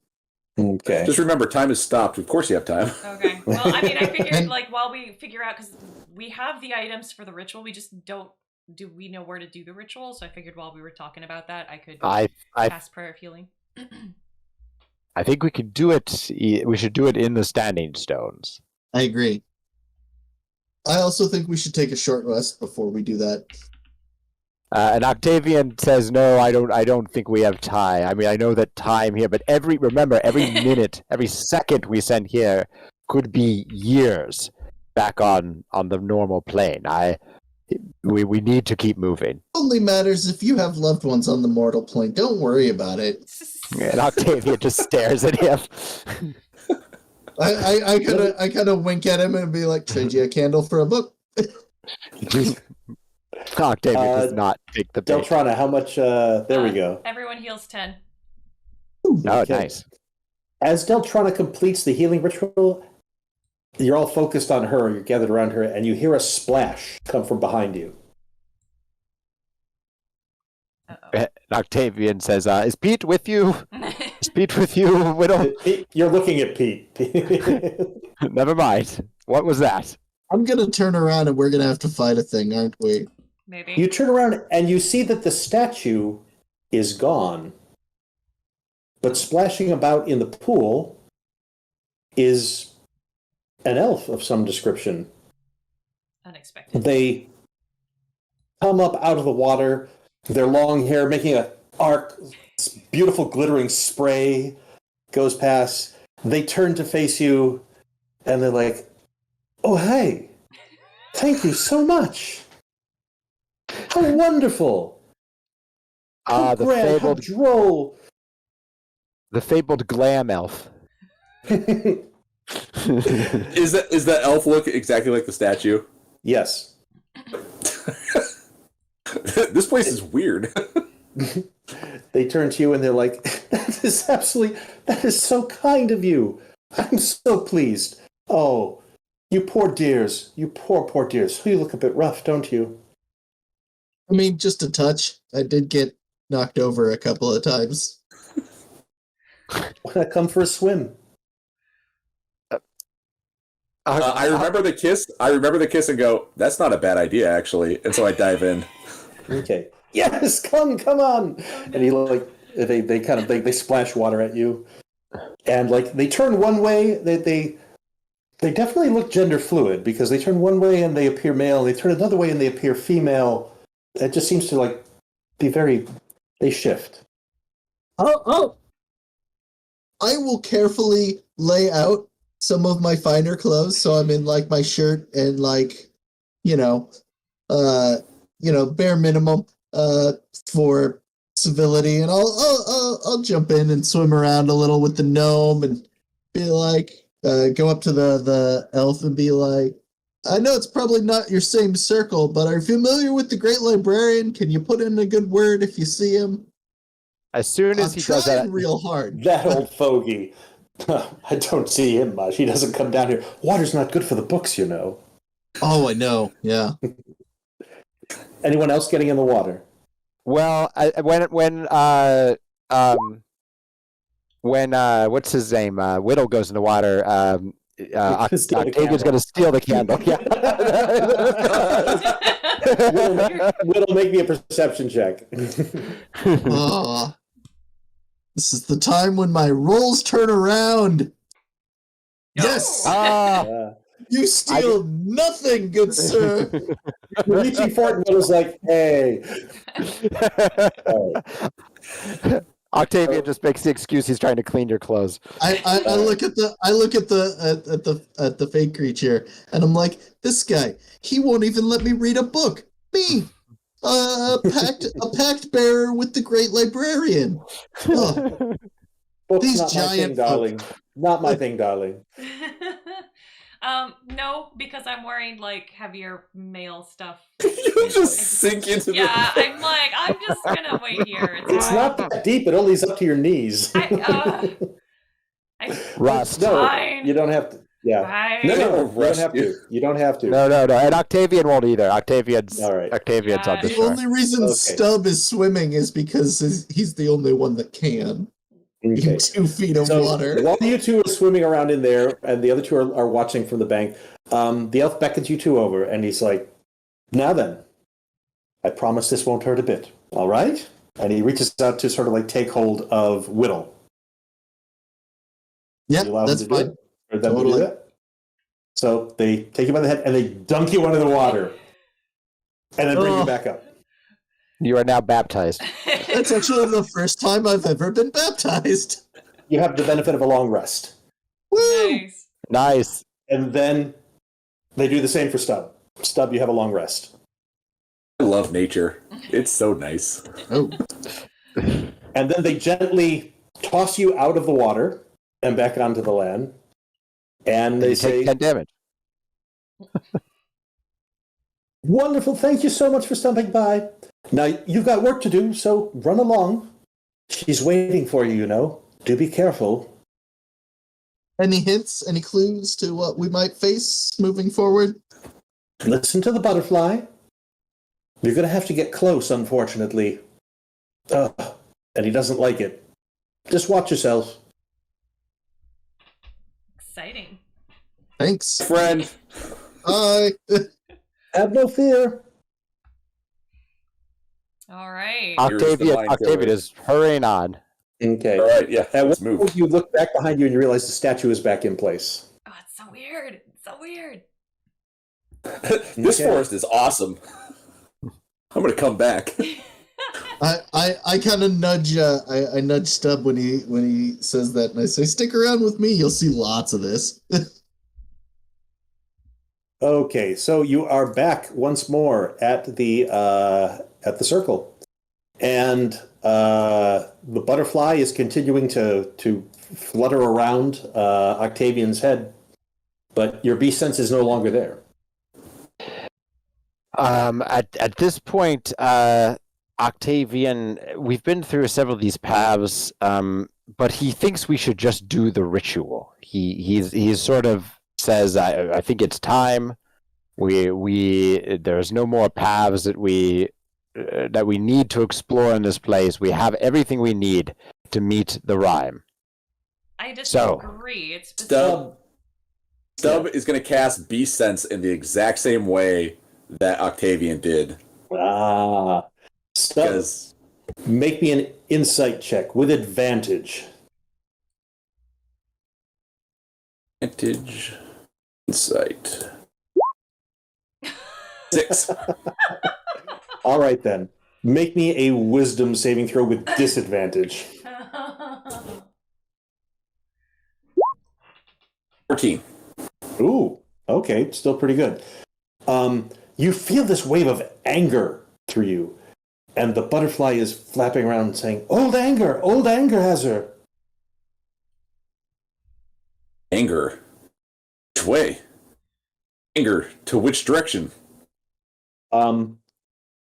You're trying to focus in on the butterfly senses, but you can't quite figure out which way, but you definitely feel that this is not the right place. I turn to the group and I go, this isn't the place. I turn back to the butterfly and go, can you show us the way? I still have the ability to speak to animals. Is that still active? Yeah. Yeah, that is still active because you haven't, have you taken any damage that would have broken the concentration? I think you have. Yeah, you took some psychic damage. Yeah, I might have. You know what? I'll just cast it again. Okay. You had a long rest anyway. Yeah, I'll just cast it again. Yep. The butterfly moves towards some of the stones and says, they passed down all the roads long ago, and the Red Bull ran close at their footprints. And flies off between two of the stones. I will follow. All right. Elven lady said to follow. Yeah. Beautiful. I toss the candle to Stub. I'm like, here, you can make fire easier than I can. Can. All right. All right. Except actually, but you have prestidigitation. You can do lighting a candle, yeah. can't you? I always forget about prestidigitation. All right. Stubb's in the lead this time. Okay. It's time to move to our final map. Awesome. Okay. EPK, here we come. Oh dear. All right. So That's a big map. you move along the path. The growth becomes very dense. There's water everywhere and streams all around you. As you approach, you see before you this shadowed glade in which sits an immense, old, twisted tree. It's covered in ivy and vines that hang from its branches. You think it might be a willow tree, but it's hard to tell with all of the growth on and around it. And inside the tree, like being almost swallowed by it, you see the figure of a fey-looking woman, elf-like woman, who is caught inside the tree itself. And you can see that the tree just is like ever so slightly, it twitches, and you hear her cry out in pain. Stop it! You will not have me. You can see in this area in front of the tree, there is a small altar right here. Awesome. Well, Octavian. Go ahead. You go ahead. Yeah, ask the butterfly, is that where we do the ritual on the altar? The butterfly is flapping around and repeats its original rhyme. Again, it says, light the candle, there you go. Read the book, and then you'll know.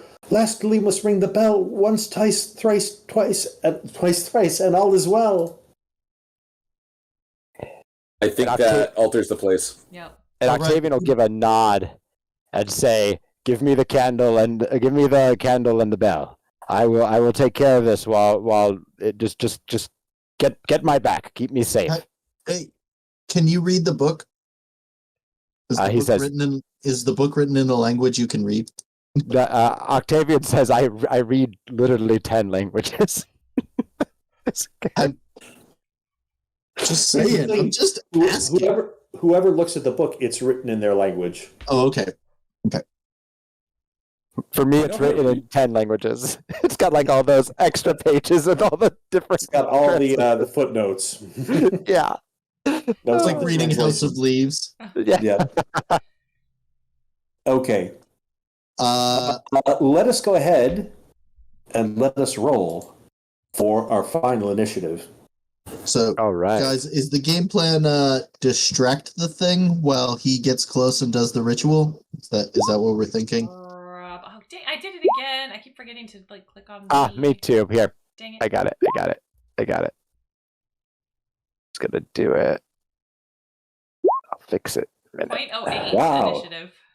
Yes. I know things. I know how to be initiative. All right, mine's actually 8. There we go. Okay. And what was Deltrana? 18. Wow, you guys are fast. Apparently, we're like so ready. 0.08. Stub is done with you guys' BS. And hang on, I'm gonna add a miss. Here, add, boom, and he rolled a 0. Nice. We're just gonna put him on 1. Well, he is a tree. He's rooted to the spot. So. That makes sense.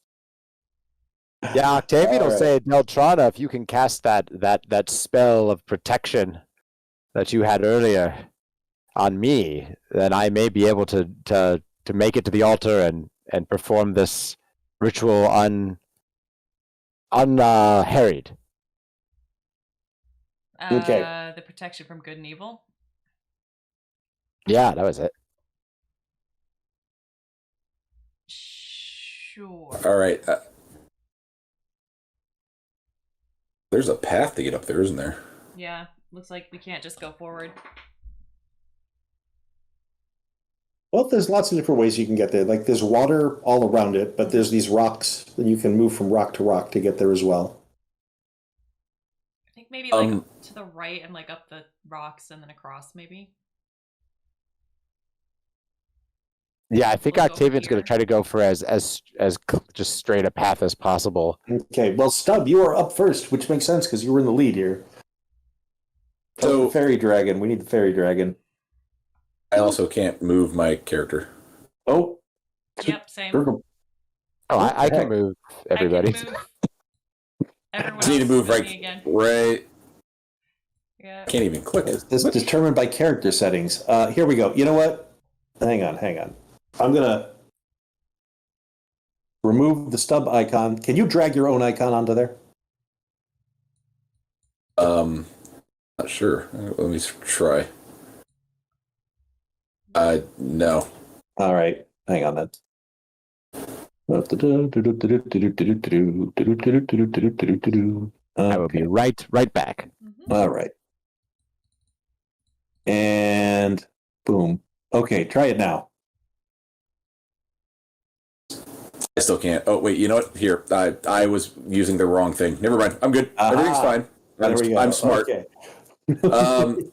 I move up to there, and then I believe I now am within 60 feet of the treant. Yes, you are.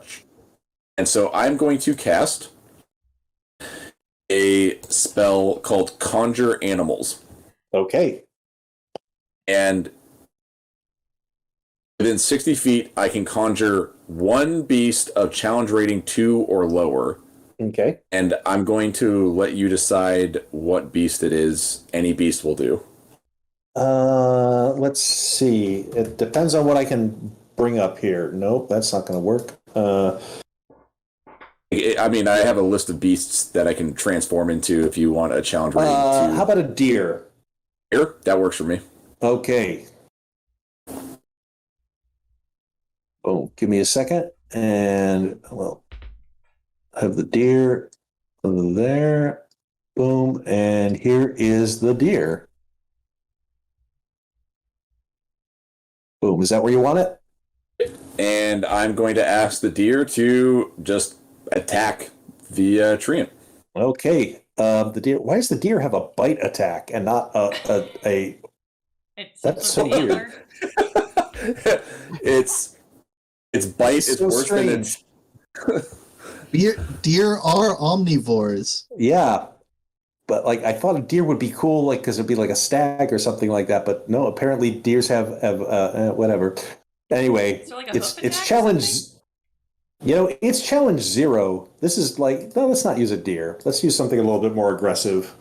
Put a giant boar. That's challenge 2. Oh, there we go. That's a good idea. That's a perfect idea. And I'll have it, if it's a boar, I'll have it backed away a little bit so that it can charge. Okay. There's a lot of difficult ground around there. It probably will have a hard time charging, just letting you know. Okay, then I won't worry about it charging. I'll just have it be next to it and do its thing. Okay. I'm kind of sad we don't have a biting deer. Giant boar is probably better. I thought I was looking for like a stag, like a big giant stag or something like that, but I couldn't. It's difficult finding something like that quickly. Okay, whoops, didn't want to do that. Okay, giant boar. So giant boar will show up, and giant boar will try and do something. He'll use his tusk attack. Tusk attack. Boom. 21 for 7 slashing. That ought to do it. Yeah. Put that tree down. Nice. Let me just make sure that I'm got boom. Okay. Yeah. Tear it out by its roots. Mm-hmm. All right. Boom. Okay. And let's see. Do we have any? Nope. Okay. Sounds good. All right then. And after Stub, it's Widdle. Yeah.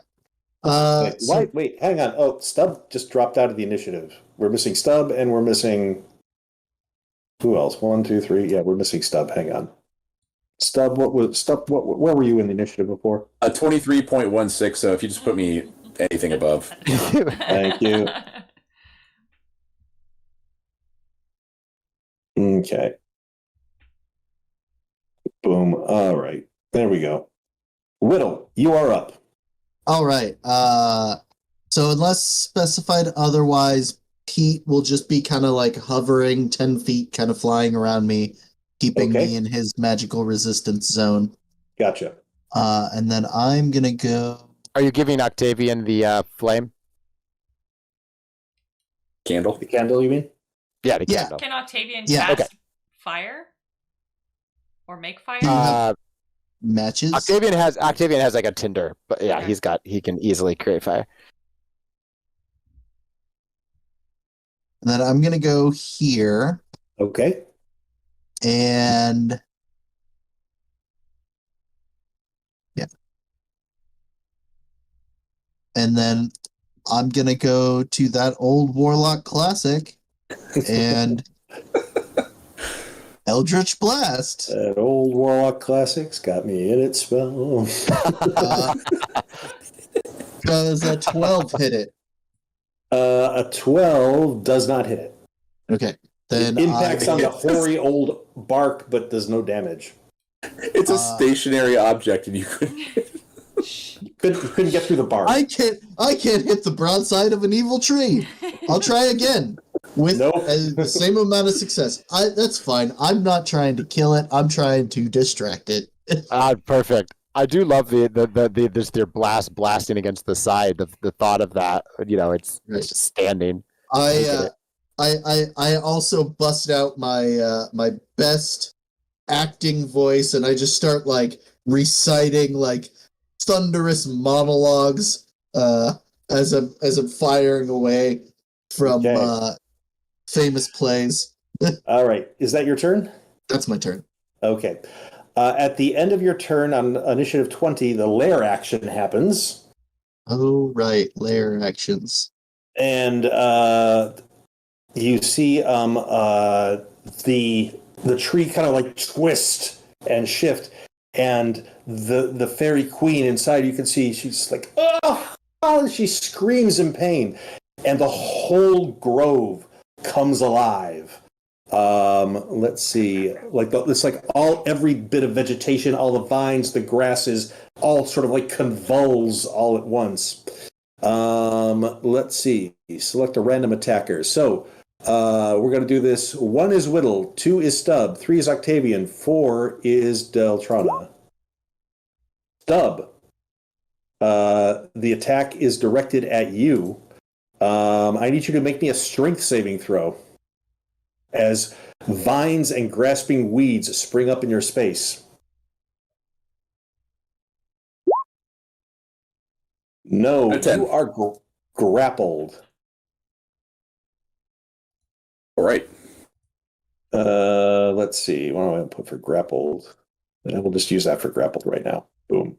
You're grappled by vines. Okay, then it is Deltrana's turn. Okay. I think I'm going to try and push forward. Okay. How far can I go? Let's see. I believe it's 30 feet unless you're wearing heavy armor, in which case it's... I once again cannot move my character. Hang on. Sorry. Come on, controlled by... I think you're just frozen in fear. I am just gonna stand. There you go. Oh, yay. So about here? Sounds good. Okay. 5, 10, 15, 20, 25. Yeah, that's easy. I think my move is 6. Oh, I could dash though. Do I want to dash? Yeah, you could. Mm-hmm. I think I'm gonna dash. So 30. All right. As you cross over the water, I need you to make me a dexterity save. Sure. Let's see how this goes. 17. Okay. You managed to avoid any pitfalls, and like your elven heritage grants you nimbleness as you leap from rock to tree root, avoiding all of the writhing vegetation and alight where you are. Excellent. Okay. Octavian, you're up. Octavian's turn is really simple. He's gonna just dash. Let's see, and which is 60 feet. He's trying to go. Whoops. There it goes. Okay, he's trying to basically get to. It looks like he can run. He sees all this writhing mess and everybody heading like straight for the tree and casting magic, and he wants to go around the side. So he's basically going to rush over here, and eventually his plan is to climb up and then make the leap across to try to reach this altar. I assume you gave him the bell, Deltrana? Yeah. Okay, perfect. So I don't think he can do anything else on his turn, so that's going to be it. I'm going to pause right here real fast, though, because we got raided by Kevin Spicy, so I wanted to say a huge thank you to Kevin Spicy and everybody joining in on the Spicy raid. Hello! Hey! Hello! Welcome Thank to... you, guys. We're in our final fight! Yes, the final fight of our one-shot here we're doing. And this is the wonderful Robert Kenzie. He's being our DM this session, and it has been a blast, so... Thank you so much. Joining. All right. So Old Anger, it's his turn to go. What is he going to do? So he'll go ahead and, yeah. So who's within reach? I think I am. And then the boar. You're actually just outside. Okay. You're like just outside of reach. So he's going to go after the boar. The tree, the limbs whip out like vines and just slam into the boar. So that's a miss, I think. Yeah, it's got a AC of 12. Yeah, it's got 12 AC. Yeah. So yeah, Old Anger. He's obviously he's too angry. He tries blinded by rage. Yeah, that hits. Yeah, that hits. So the boar takes 10 bludgeoning and 3 necrotic. The boar is squirrelier than most of the party. The boar is just dodging like mad. It's a fey creature, so it's in its element. That's why. Fair. Let's see. Hang on a second. If both attacks hit, yes. So both attacks did not hit. Okay, cool. All right. So that's Old Anger. It's Stub's turn. Oh, Stubbs. All right, so I'm currently entangled. I need to break free. Yes, you are. Let's see. You can use an action to try and break free. It's a strength check. Check. Okay, I'm gonna do that. 14. You break free. Awesome. That is your action. Is my action. Yep. That's all I'm gonna do. Okay. Wait, no. Move? I'm going to transform using a bonus action into a giant toad. A giant toad. Okay, hang on. Let me find a giant toad here. All right. And I am going to move. Perfect. So I'm gonna move your character over here down to the corner. Oh, by the way, this is another map from Afternoon Maps. They're on Patreon. So I did a little bit of Photoshopery to put the tree on the map, but other than that, it is pretty much the same. So now you're you're a giant toad. Is this water deep enough for me to swim in? It's not really that deep, no, but it's deep enough to hinder, but you will not be hindered by it. Okay, I'm just going to move the 20 feet closer, and if I can't climb up... Let me give you control of the toad. It's determined by character settings. Jeez. Anywhere closer that you think is appropriate for the toad is fine. Right. I'm going to use a skill for the next move. Stub, you have control of the toad. Stubbs the toad is an amazing. That's what Stubbs the toad. I think this is as close as I can get in 20 feet. That, yeah. We'll call that good. Okay. All right. Ribbit. At the end of Stubbs' turn, is he going to use his legendary action? Yes, he is going to use his legendary action because this one has a longer reach. So at the end of Stubbs' turn, Old Anger whips out his legendary action, and he is going to whip out a vine at Deltrana. Okay. Oh, that hits. It does hit. That hits for 6 bludgeoning damage. I need you to make me a strength saving throw. Okay. Strength saving throw. Wish me luck. Ooh. 19. You managed to resist being drawn forward towards Old Anger. So I take 6 damage? Yes. Okay. Widdle Twiddlefoot. All right. I'm going to move onto this big rock. Okay. And then Pete will follow. Pete will follow, and then a little Eldritch Blast again. Okay. This time I hit for 11. Yeah. There we go. And another 18 hit. Yep. That's another 6. So that's 17 so far. And that will be my turn. Okay. Okay. Boom. All right. Hacking away at it. Let's see. Deltrana, it is your turn.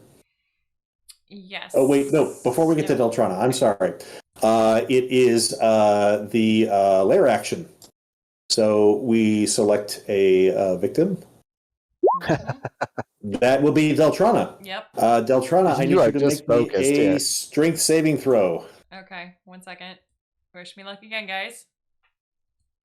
No, not that kind of luck. Oh. All right. So Deltrana, you are now grappled. Crud. All right. Sorry, I confused you with John again and wished you John kind of luck. Understandable.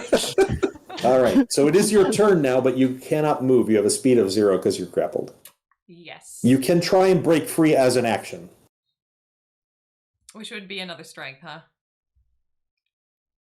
Yeah. Do I have any bonus actions? 1 second. Because if you could break free, you could still rush it, even though you wouldn't be able to attack. Yeah. Getting close to that thing doesn't seem like a smart idea. Come on, there's a big boar there. You just get on the boar, ride the boar. Oh, you know what I'm gonna do? I'm good. Yeah. Okay. I have a plan. It's friendly. I have a plan. I am going to cast. Sorry. No. I'm going to. Yeah. Let's try and strength my way out of this, and then as a bonus action, I'm going to cast the thing that I forgot Okay. I had. So strength check Yes. to break free. So not a saving throw. Just. Not a saving throw, just a check. Go for it. How do I Remember do the that dance. on this program? Just click on your STR. Click on the strength. Oh, at the top there. Okay. Yeah. Burp. You break free. Yay! Okay. Just barely. You fight your way out of the vines. As the fairy queen cries out and all of the vegetation goes nuts. You get grappled for a moment, but you break free. Okay. Then I was. You think of Queen and you break free. Yes. So as my bonus action, I'm going to cast a spiritual weapon. Ooh, good one. Which is going to land right next to the tree on the other side of the boar. So like over here somewhere. Because I can put it anywhere in 60-foot range of me. I will drop a. Let's see. Let's do a battle axe. Yeah, that's exactly what I got. Nice. You're gonna chop down the tree. I'm gonna chop down the tree. All right. Chop down the evil tree. It came out there, but where do you want to drop it?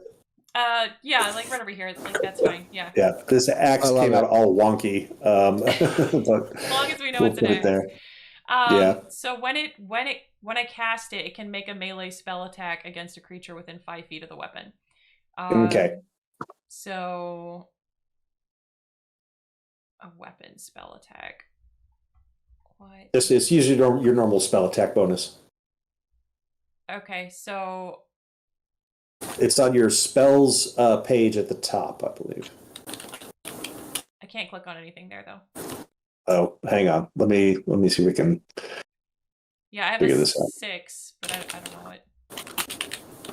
It's on. You can also just roll the D20 and add it. Yeah. Okay, D20 plus 6. Sure. D20 plus 6. Yeah. D20 plus 6. Oh, well. No. Nope. Nope. The axe wangs against the side of Old Anger, and this goes. Yep. Okay. I tried. It's a good thought. That was a good thought. Do you want to move? Because you did break free. Yeah, I am gonna move up, kind of here-ish. Okay. Okay. Octavian. Octavian's hauling butt, so he's dashing, and he's going to try to climb. I mean, he's trying to climb up this. Make me an athletics check. Get as far as he can to that altar. Leaping, climbing, whatever he needs to do. He is still at a disadvantage on his checks. True, yes. But let's try this. No. All right. So you do scramble to the top of that, but you're just like, right. It's been a long day, and that's where you end. All right. Then it's Old Anger's turn. Let's see. So Old Anger, what is he going to do? I feel like maybe John, I should have taken all those items. I got here first. Okay, odds he's going to attack the boar. Evens he's going to attack Deltrana. Evens he goes for Deltrana. Okay. He really likes you. It's fine. Okay, so he's going to try and slam you twice. 18. That is going to hit. For 14 bludgeoning and 4 necrotic. 18 for 18. How about the second? The second one's going to go against the boar. This is very lucky for Deltrana. Yeah, if he hits you twice, bad things happen. Oh, okay. Oh yeah, he slams the hell out of the boar. So the boar takes another 19 points of damage. Boar is not looking good. Oh, that boar is almost done. Yes, boar is almost done. But Stub, it's your turn, so we'll have the boar go on your turn. So shall we do the boar first? Yeah, we'll just do the boar first, and it's another tusk attack. Yep. Ooh, but yeah, this boar, he's not messing around. I swear, the boar is the best party member. We just should have Brought him in. Yeah. All right, calm down there. I'm feeling a little attacked right now. I mean, you're a giant toad. You literally just hunkered down in the water and hung out. There's a reason why I did this, John. All right, you just calm down. He's just hiding. Right. So I am using the boar's ability to standing leap.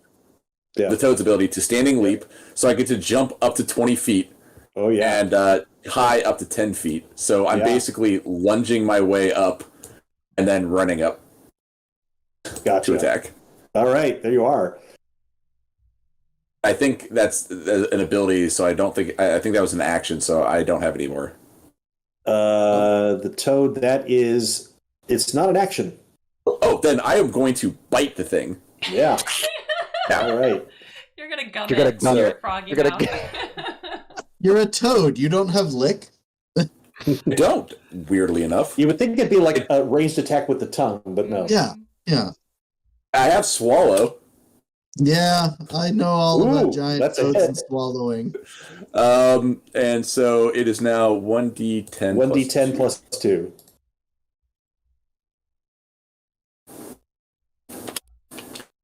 Can't type. That's all right. 7. 7 points. Okay. All right. Yeah. This is a big, old, nasty tree. Yeah, I would like And you to just not licked come after it. me for a round. I just nibbled its ear. That's all. Well, I guess I do also. Does it take any poison damage, or is it immune? I mean, it's a tree. Yeah. So I don't roll anymore. It's an evil tree. You can poison trees. You can poison trees. That's true. Let me see. yeah, Does With it, metal. well, no, hang on, wait. So is it, yeah. No, you can do poison damage. Then I am going to roll a 1d10 because apparently that's. Yeah. No, I he do does that not takes want 9 Actually poison not damage. immune to poison. That's What? hilarious. It just took 9 poison damage. Wow. Yeah. All right. The bark shrivels at your poisonous toad touch. You are a living weed whacker. Yeah. Okay.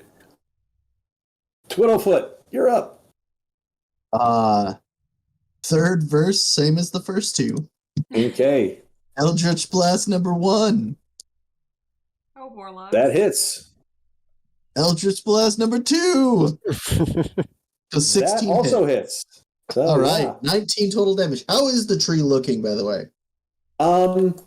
It's looking damaged. Damaged. Okay. Yes. Is Tim Curry in it, or is this? Is it singing Toxic Love? The Fairy Queen is in it. Is she singing Toxic Love? This is the point at which old anger convulses again and again. The Fairy Queen, like, sort of like half consciously, she's just like that, and again, all the vegetation goes nuts. And it is going to be Widdle again. Widdle, I need you to make me a strength saving throw. It'll going for the strength save. 15. You managed to avoid being trapped by the vegetation. All right. It fears my thunderous monologue. Yeah. Whoops. Hang on. I did that all wrong. And it is Deltrana's turn. Okay. So I may need to. It's gonna attack me if I step back, huh? Does it have a reaction thing if I move away? Yeah. Ah, crap. Okay, well, I'm gonna have to waste my action on Cure Wounds because I am hurt something fierce. Oof. Okay. You do it. I mean, do it. I'm 10 HP away from dying, so. If you can use a higher spell slot to do it, do it. I think I may have to, yeah. Go ahead and do it. I mean, right now you're the one who needs it, so use it. Yep. You're the tank. Our healer who decides to tank. I have the highest AC. I'm sorry. Yeah, it's true. Okay, well, I'm not dead anymore, almost. And then my bonus action, I'm gonna try hitting with the there we go. the spectral axe thing that's floating around there. There you go. D20 plus 6. Yes. Not 1d2. Oh my god. It misses for some reason. Oh, whoops. I've done that thing where I accidentally grab the D12 instead of the D20. I've also done that when that's the wrong thing. And then you grab the D20 and it rolls lower than the D12 rolled. And then just like, the axe bites deep. Yes. How much damage? That is I good. think it does. It's 1d8 plus my spell modifier, so. Okay. 1d8. So it does 7 damage. All right. Bites deep for 7 damage. The axe bites deep and sap begins to come out of the wound. Dark, ichorous, foul-smelling sap. Oh, boo. And at the end of your turn, let's see. Old Anger will use his legendary action. And what's the range on it? 35? Let's see. Octavian, I swear to God, if you don't get to this tree and start doing something pretty quick, I'm gonna throw tables at you. Let's see. So, who's he gonna grab? Because he can grab. Can't grab him, but he can grab Octavian. Yeah, he's gonna vine whip Octavian. All right. So, where is he? Okay, vine whip. 22 to hit. Be so 22 to hit. I have to make a strength save. Yeah. Well, wait, that's a disadvantage. I wasn't. Let me. Still going to fail, right? It's still going to fail because we used the first roll. I'll use the first roll. Okay. Yeah. All right. No. So yes, that's a failure. So you take 7 points of bludgeoning damage. And now near the altar. Wham! Boom. And I'm grappled. Oh no, I'm pulled. No, because Vine Whip doesn't grapple. I thought it was only 5 feet. No, it pulls you within 5 feet of him. Oh, within 5 feet. Yeah, just that. You're now at the altar. Congratulations, you made it. Actually, you've gone too far. You've gone past the altar. At least you don't have to worry about climbing. Well, Octavian says, he says, thanks for the lift.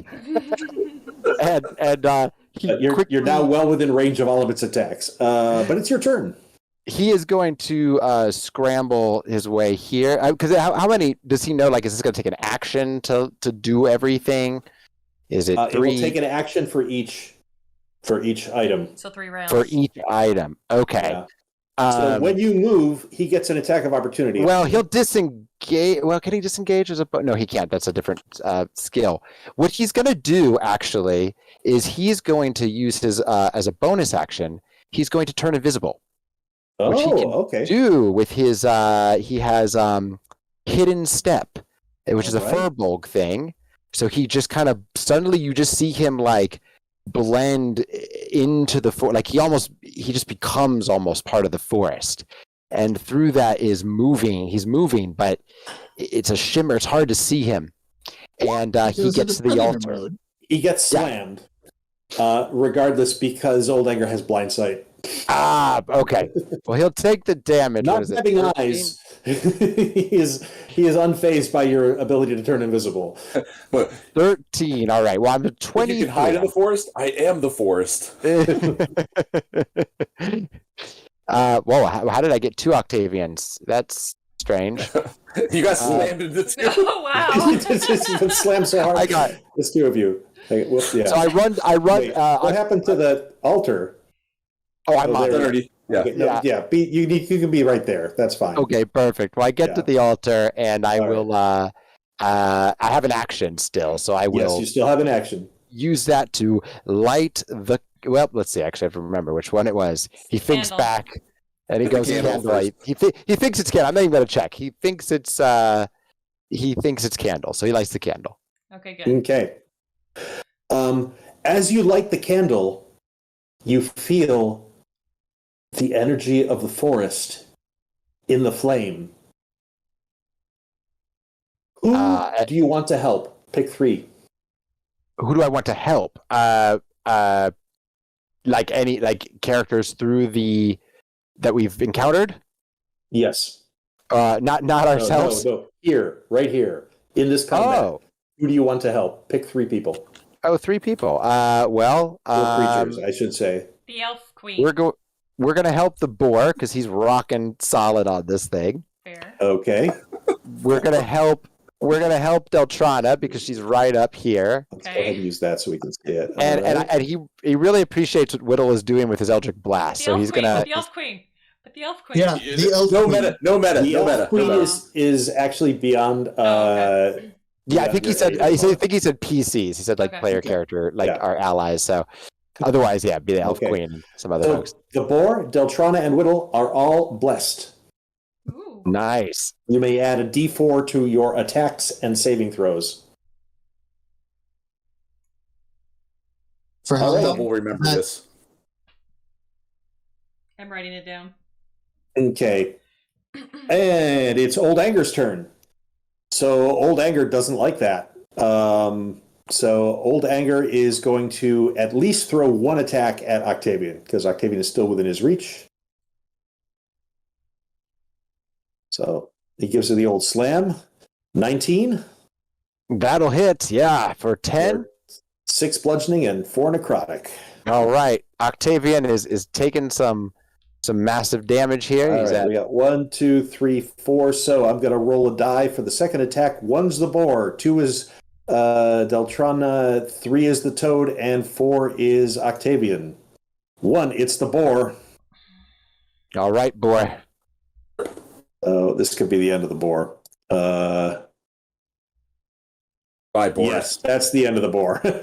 Oh. Oh, you got a good run, Boris. I appreciate you. Boris. Boar was named Boris Boris. the boar. We've named him Boris Tuscanini. Yes. So the boar is slammed and goes flying across the grove and breaks on a rock and just lies still, slumps into the water. Blood pools around the area as it disappears from view. That was Old Anger's turn. It is Stub's turn. Stub is going to continue attacking with its normal. You want me? I have the giant toad right here. If you want me to just roll the bite attack, or if you prefer to do it yourself. That's fine. I mean, I just was rolling a d20. Sure, that's fine. Yeah, that's a hit. And then I'm going to do the bite attack. It's 2d10 plus something, right? Yeah, 2d10 plus 2.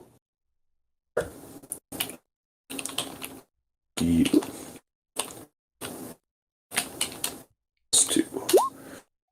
15 damage. Nice. 15 damage. Ouch. Okay. Pay attention to me, tree. All right. Then Widdle, it's you. All right. I think we all know what's about to happen here. Actually, you know what? Before that happens, he's going to go ahead and he's going to take his legendary action right now. And he is going to he's going to Vine Whip at Octavian again. All Oh, right. it's because you're trying to do the ritual. Yeah, it's trying to take me out. Mm-hmm. Oh, but it's only an 8. Yay! Oh, right. Octavian's still part of the forest, and he a little mound of hedgerow looks like Octavian, and it smashes it apart. all right. Eldritch Blast the first. I think misses with a 13. You got a D4. You get a D4. Oh, yeah. Let's It's been blessed. Yeah, don't waste my Let's- candle. Yeah, 1d4. That's some dude. good roll that incense. D4. 16. 16 hits. All right. And then number 2. So that's 8 points. I don't think I can raise that any higher. You Not can roll high a enough. D4. I will roll the D4. That Does a hits. 14 hit? 15 damage. Nice. So a total of 23 damage. Nice, that's a good hit. All right. And Old I Anger is actually- looking really, really rough right now. I will actually move. I'll move right there. Okay.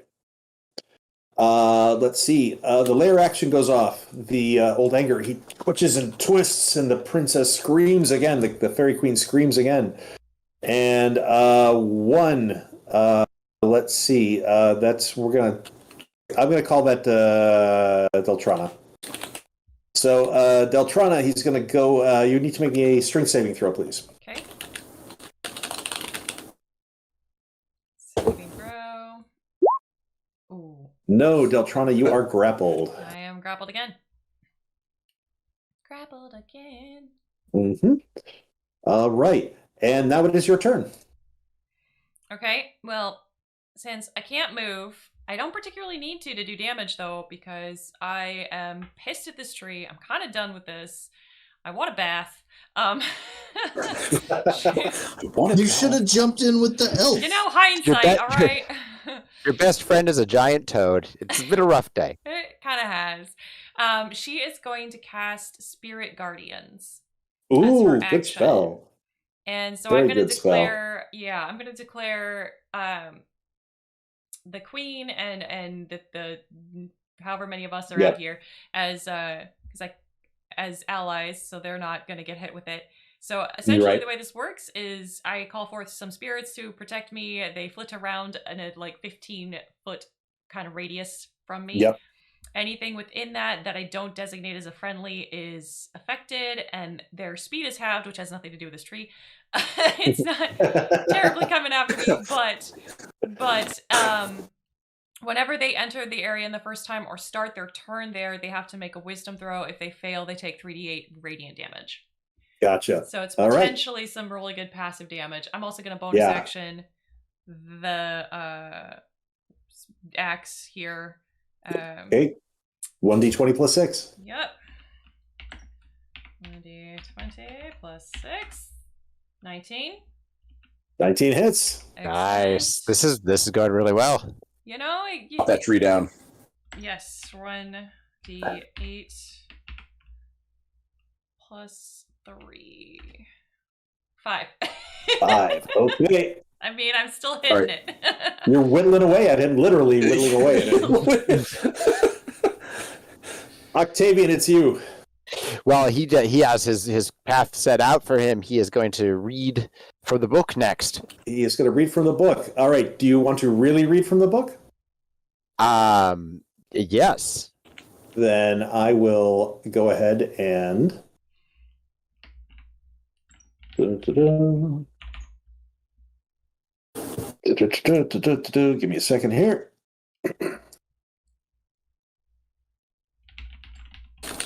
Feel free to read from the book. Let's see. I'm looking for the book. All right. Yep, it's in your journal. Ah, there it is. Okay. So Octavian turns a page, and the book seems to flip of its own accord. And you don't need to read it all. Just read whatever you feel like reading. I will read a few verses here. He says,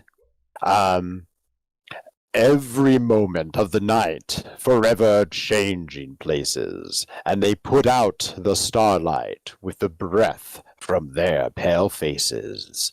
About 12 by the moon dial, one more filmy than the rest, a kind which upon trial they have found to be the best. Okay. And,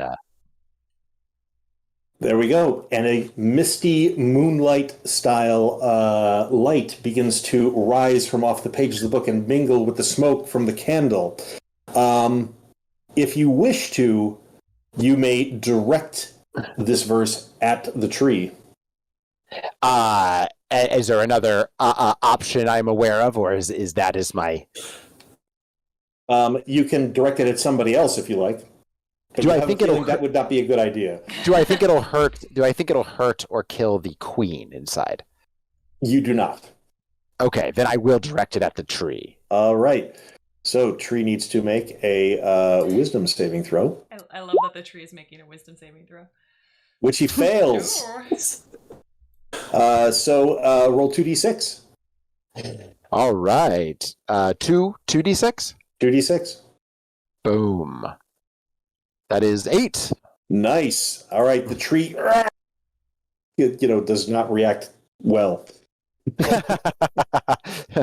It does what trees do. It sits there. And it really doesn't like you, so because it's Old Anger's turn again, so it's going right for you.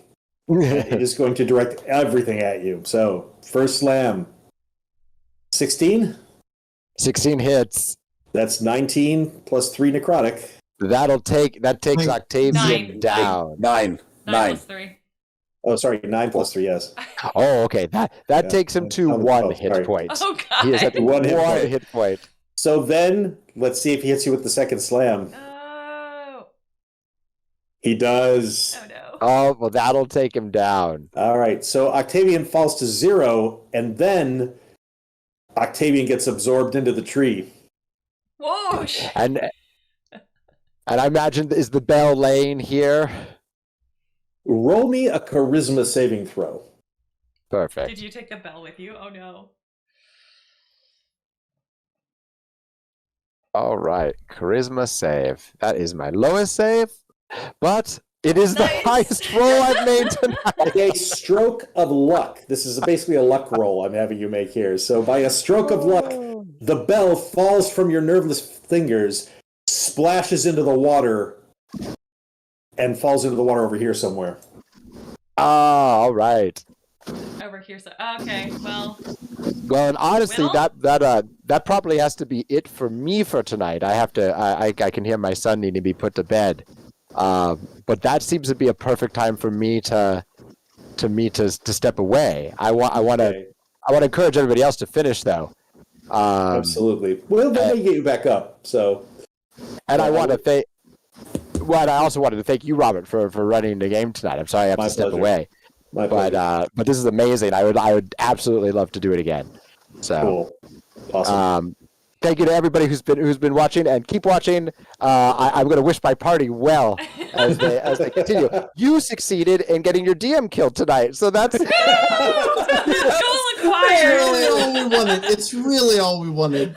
And now you're rooting help. for us. Glad to be a part of it.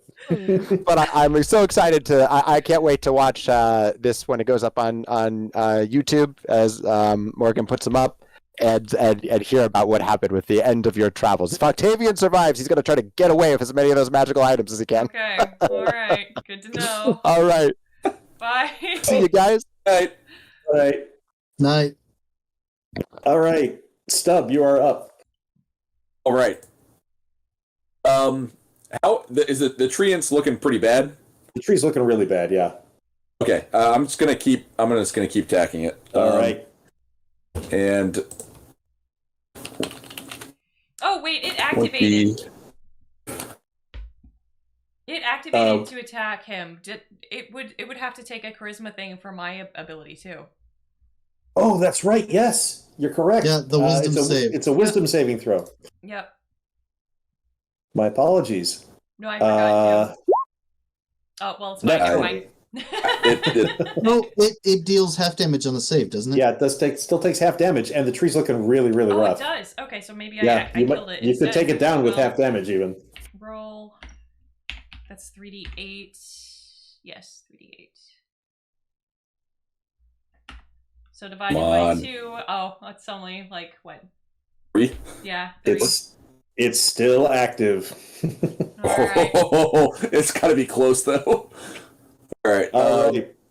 I'm So- rolling for attack. I missed. Yep, Stub misses. Okay.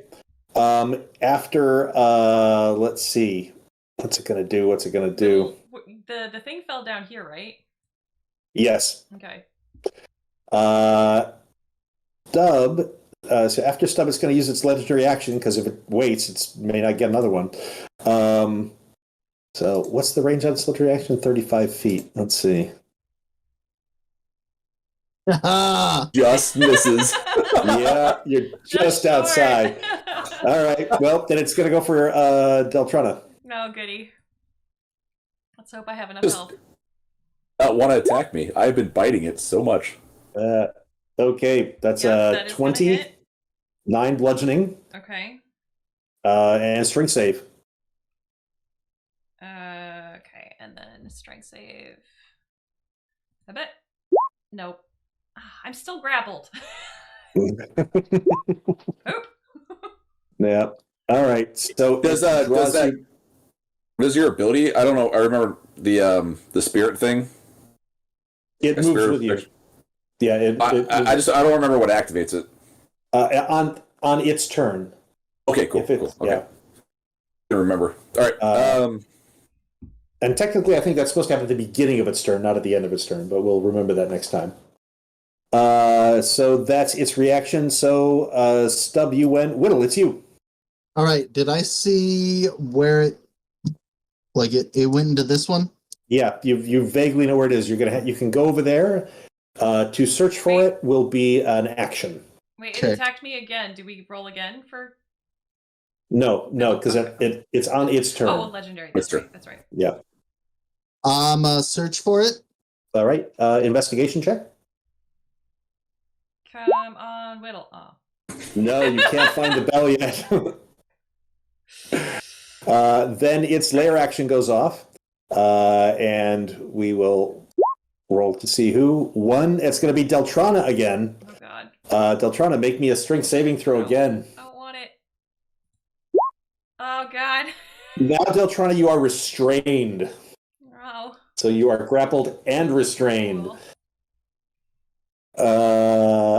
And it is your turn. Okay. I may have to cast another high-level healing spell on myself, otherwise I may go down. I mean, I could probably take like one more hit, but if it does another 2-hit combo on me, I am... No. Just do it. Just do it? Okay. Save yourself. Yeah. So... I'm gonna... I still have the ability to cast healing too, so... Okay. Let's see. Do I want to do... Yeah, I'm gonna go ahead and cast it on a 3rd level, so... Okay. Cure Wounds on a 3rd level. That is... So what, 3d8? 3d8, yeah. Yep. Sorry, first time I've ever had, like, healing spells. Okay, 3d8. Woohoo! Okay. Ooh, good roll. All right. Will do. After you, Octavian gets to make his first death save. I'll go ahead and roll that for him. Okay. Nope. Sure. That's a crit fail. That's a crit fail. It is a crit fail, yeah. Lost 2. It's gonna happen. Oh no. It's gonna happen. Saves gone. Oh man. All right, and then it's Old Anger's turn. Old Anger will go ahead and I'm going to roll randomly now. Let's see. Yeah, Widdle is just outside of his reach. So he will... All right, odds he goes for Deltrana, evens for the toad. And he's got to do a wisdom save also. Oh, that's right, yes. Oh, wisdom save first. That's correct. You may not get the strike. He fails his wisdom save, so he takes full damage. Okay, here we go. This is awesome. 11. 11. And 11. as he moves to act, your spirit guardians who take the form of... I don't know, what do your spirit guardians take the form of? I'd say that they're actually kind of vaguely elven.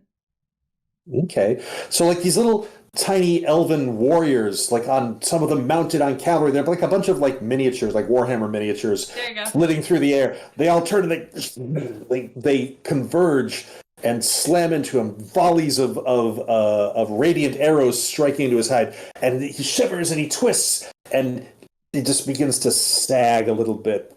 The queen still within the bark. Octavian also still trapped inside, and you see them slowly beginning to meld into him as he sags over. Oh no, we gotta ring the bell, guys. Stub, it's your turn. All right, I'm going to leap down. Okay. And go help look. Using my bonus action, I'm going to turn back into a... All right, I will go ahead and replace... We'll go just move the toad down here and put you there, and you are not restrained. And it's an investigation? Investigation. Or perception, whichever you choose. Oh, Oh, I would have done perception then. All Sorry. right, go ahead. Roll a perception check. 14. All right, you find the bell.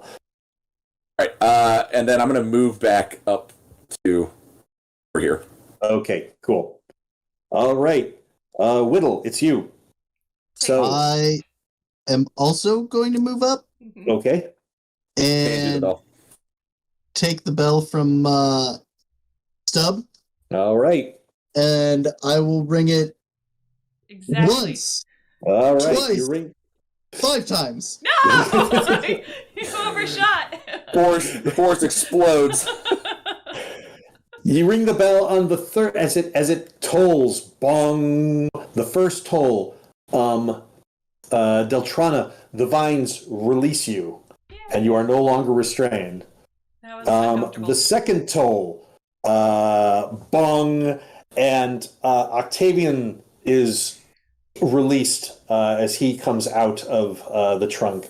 And on the third toll, bong, Old Anger just sort of like splits open and like twists around, and you see the body of the fairy princess come tumbling out of it, and once again, Old Anger is just a willow tree.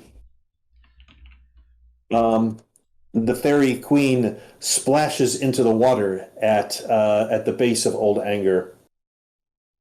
She appears to be unconscious, and that is Widdle. So, Deltrana, what would you like to do? I will. Oh God, I only have one action. Unconscious? How close? They're both all like almost dead. I can spare the dying. I could also heal one of them, but I can't do both. The queen. The queen? You want me to cure on the queen? Okay. I can cast it on I have 1 third level slot left for cure wounds. So All right. I will do that.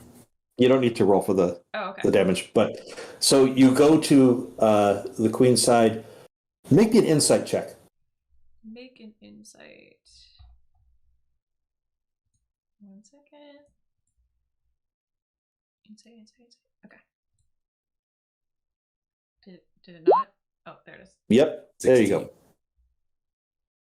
go. This is a fairy queen. There's a certain protocol with these kind of situations. You've read stories. Mm-hmm. How do you want to administer the cure wounds? I leave it to you. Oh. There's no wrong answer. Oh, don't screw it up. Do I gotta kiss her or something? Only if you want to. You don't. No. There's no wrong answer. It's however you want to do it. I will lean forward and kiss her on the forehead because that seems to be kind of a benediction that we've seen before. Okay. You lean forward. You deliberately kiss her forehead. Life comes back into her. She sits up. She embraces you and like sort of like sags heavily in exhaustion against you, but is breathing easily. And she looks up into your eyes, and you look into her huge, limpid blue eyes, and she just says, "Thank you for all. You have delivered me and my people." Then Octavian gets to make another death save. I couldn't save them both, guys. Oh, what's this? It's a success. Oh. Never has a party been so disappointed. Well, that is the end of the combat. So if anybody wants to throw a cure, do we want to throw a cure on Octavian, or shall I just keep rolling death saves? I mean, I got scared of dying, I'll so throw. he's not dying. we also Okay, I'll still have cast Cure those 2 Wounds. potions. That is true. You do have 2 potions. We never Use used the them. potions. Yeah, I'll cast Cure Wounds on him because I have that. Okay. There we go. So let's wrap this up because it is 12:15. It is late. You've given us a great run, but you need to get to sleep. Yes, exactly. Me too. How late is it there? It's not that late there, is it? What is So it? it's 9:15 here. But it's you that I'm worried about. It's like 12:15. So. I actually took a nap earlier today, so I'm good. Oh, okay. I've been up since 4, and I'm doing it again tomorrow. All right, yeah. Okay, yes. No, let's wrap this up. So the Fairy Queen is thanks you all profusely. She bathes you in the healing waters of her grove. Everybody gets a long rest. You're all healed up, and everything's good. As to the bell, book, and candle, she will allow you, if you wish, to take one of them with you. I take the book. Octavian's not here. I take the book. Yeah, Octavian's still recovering, so he can't complain. He will you take never the book. know that the book is missing. I take that back to the library of the Great Librarian. All right. She says, that something foul has happened in her realm, and she fears something has come in from the outside, probably from beyond the path at the other end of it. And she tells you that she is saddened by what has happened, and she does not know how long this foulness has been in her realm, but she must see to it, and she says that she will grant you in the fullness of her power. She will grant you safe passage through, so that you may continue on your journey. So the question becomes: do you wish to go to the other side of the Fey Path, or return from whence you came? Oh, I think we should keep going, right? I mean, my order will not let me retreat. I have to continue and see this through. Okay. Yeah. She thanks the butterfly profusely for his bravery, and bids the butterfly to lead you to the other side of the path. When the butterfly takes you back to the standing stones, he flies around for a minute and then leads you out, and you seem to be going back along the same path that you came in. It seems that way, but not quite. And once again, you come to the same stone arch. But passing through it, things are different on the other side. It's cold. The trees are bare of leaves, and a chill wind whips through the wood. You stumble forward and realize that it's snowing. As you emerge from the wood on the other side, you can see that there is a cottage similar to the one from when you left, but you're definitely not in the same place. The land is different. Mm-hmm. And the cottage is not the same cottage. It's of a similar build, but it's not the same one. But this one is old and dilapidated, run down. It looks like it has been neglected for a very long time. In the distance, beyond the hill, you see rising in the distance a large white citadel with blue slate roofs on the towers, extremely tall and slender. The citadel made of white stone. The ground is covered with snow. As you stumble about, looking about, you see, not far off, there are two figures on horseback. As you emerge from the wood, they take notice of you, and they ride forth. As they come close, you see, you were expecting perhaps elves, but these are men. They dismount, and they look at you incredulously. An older one, mustachioed, steps forward, and he looks over you. He looks to you, Deltrana, and he says, "You have come from the wood." Yes, we come from the wood on a great errand. Where are we? The paths are also, what year is it? What year is it? Where are we? What year is it? Well, first you're in the Heathlands. You're in the lands of Lady Athrun, the Lady of Raymouth. As for the year, well, it's in the dwarf reckoning, 1901. Does that put us 200 years? Oh, dear. Most, about yeah. 170. Okay, yeah.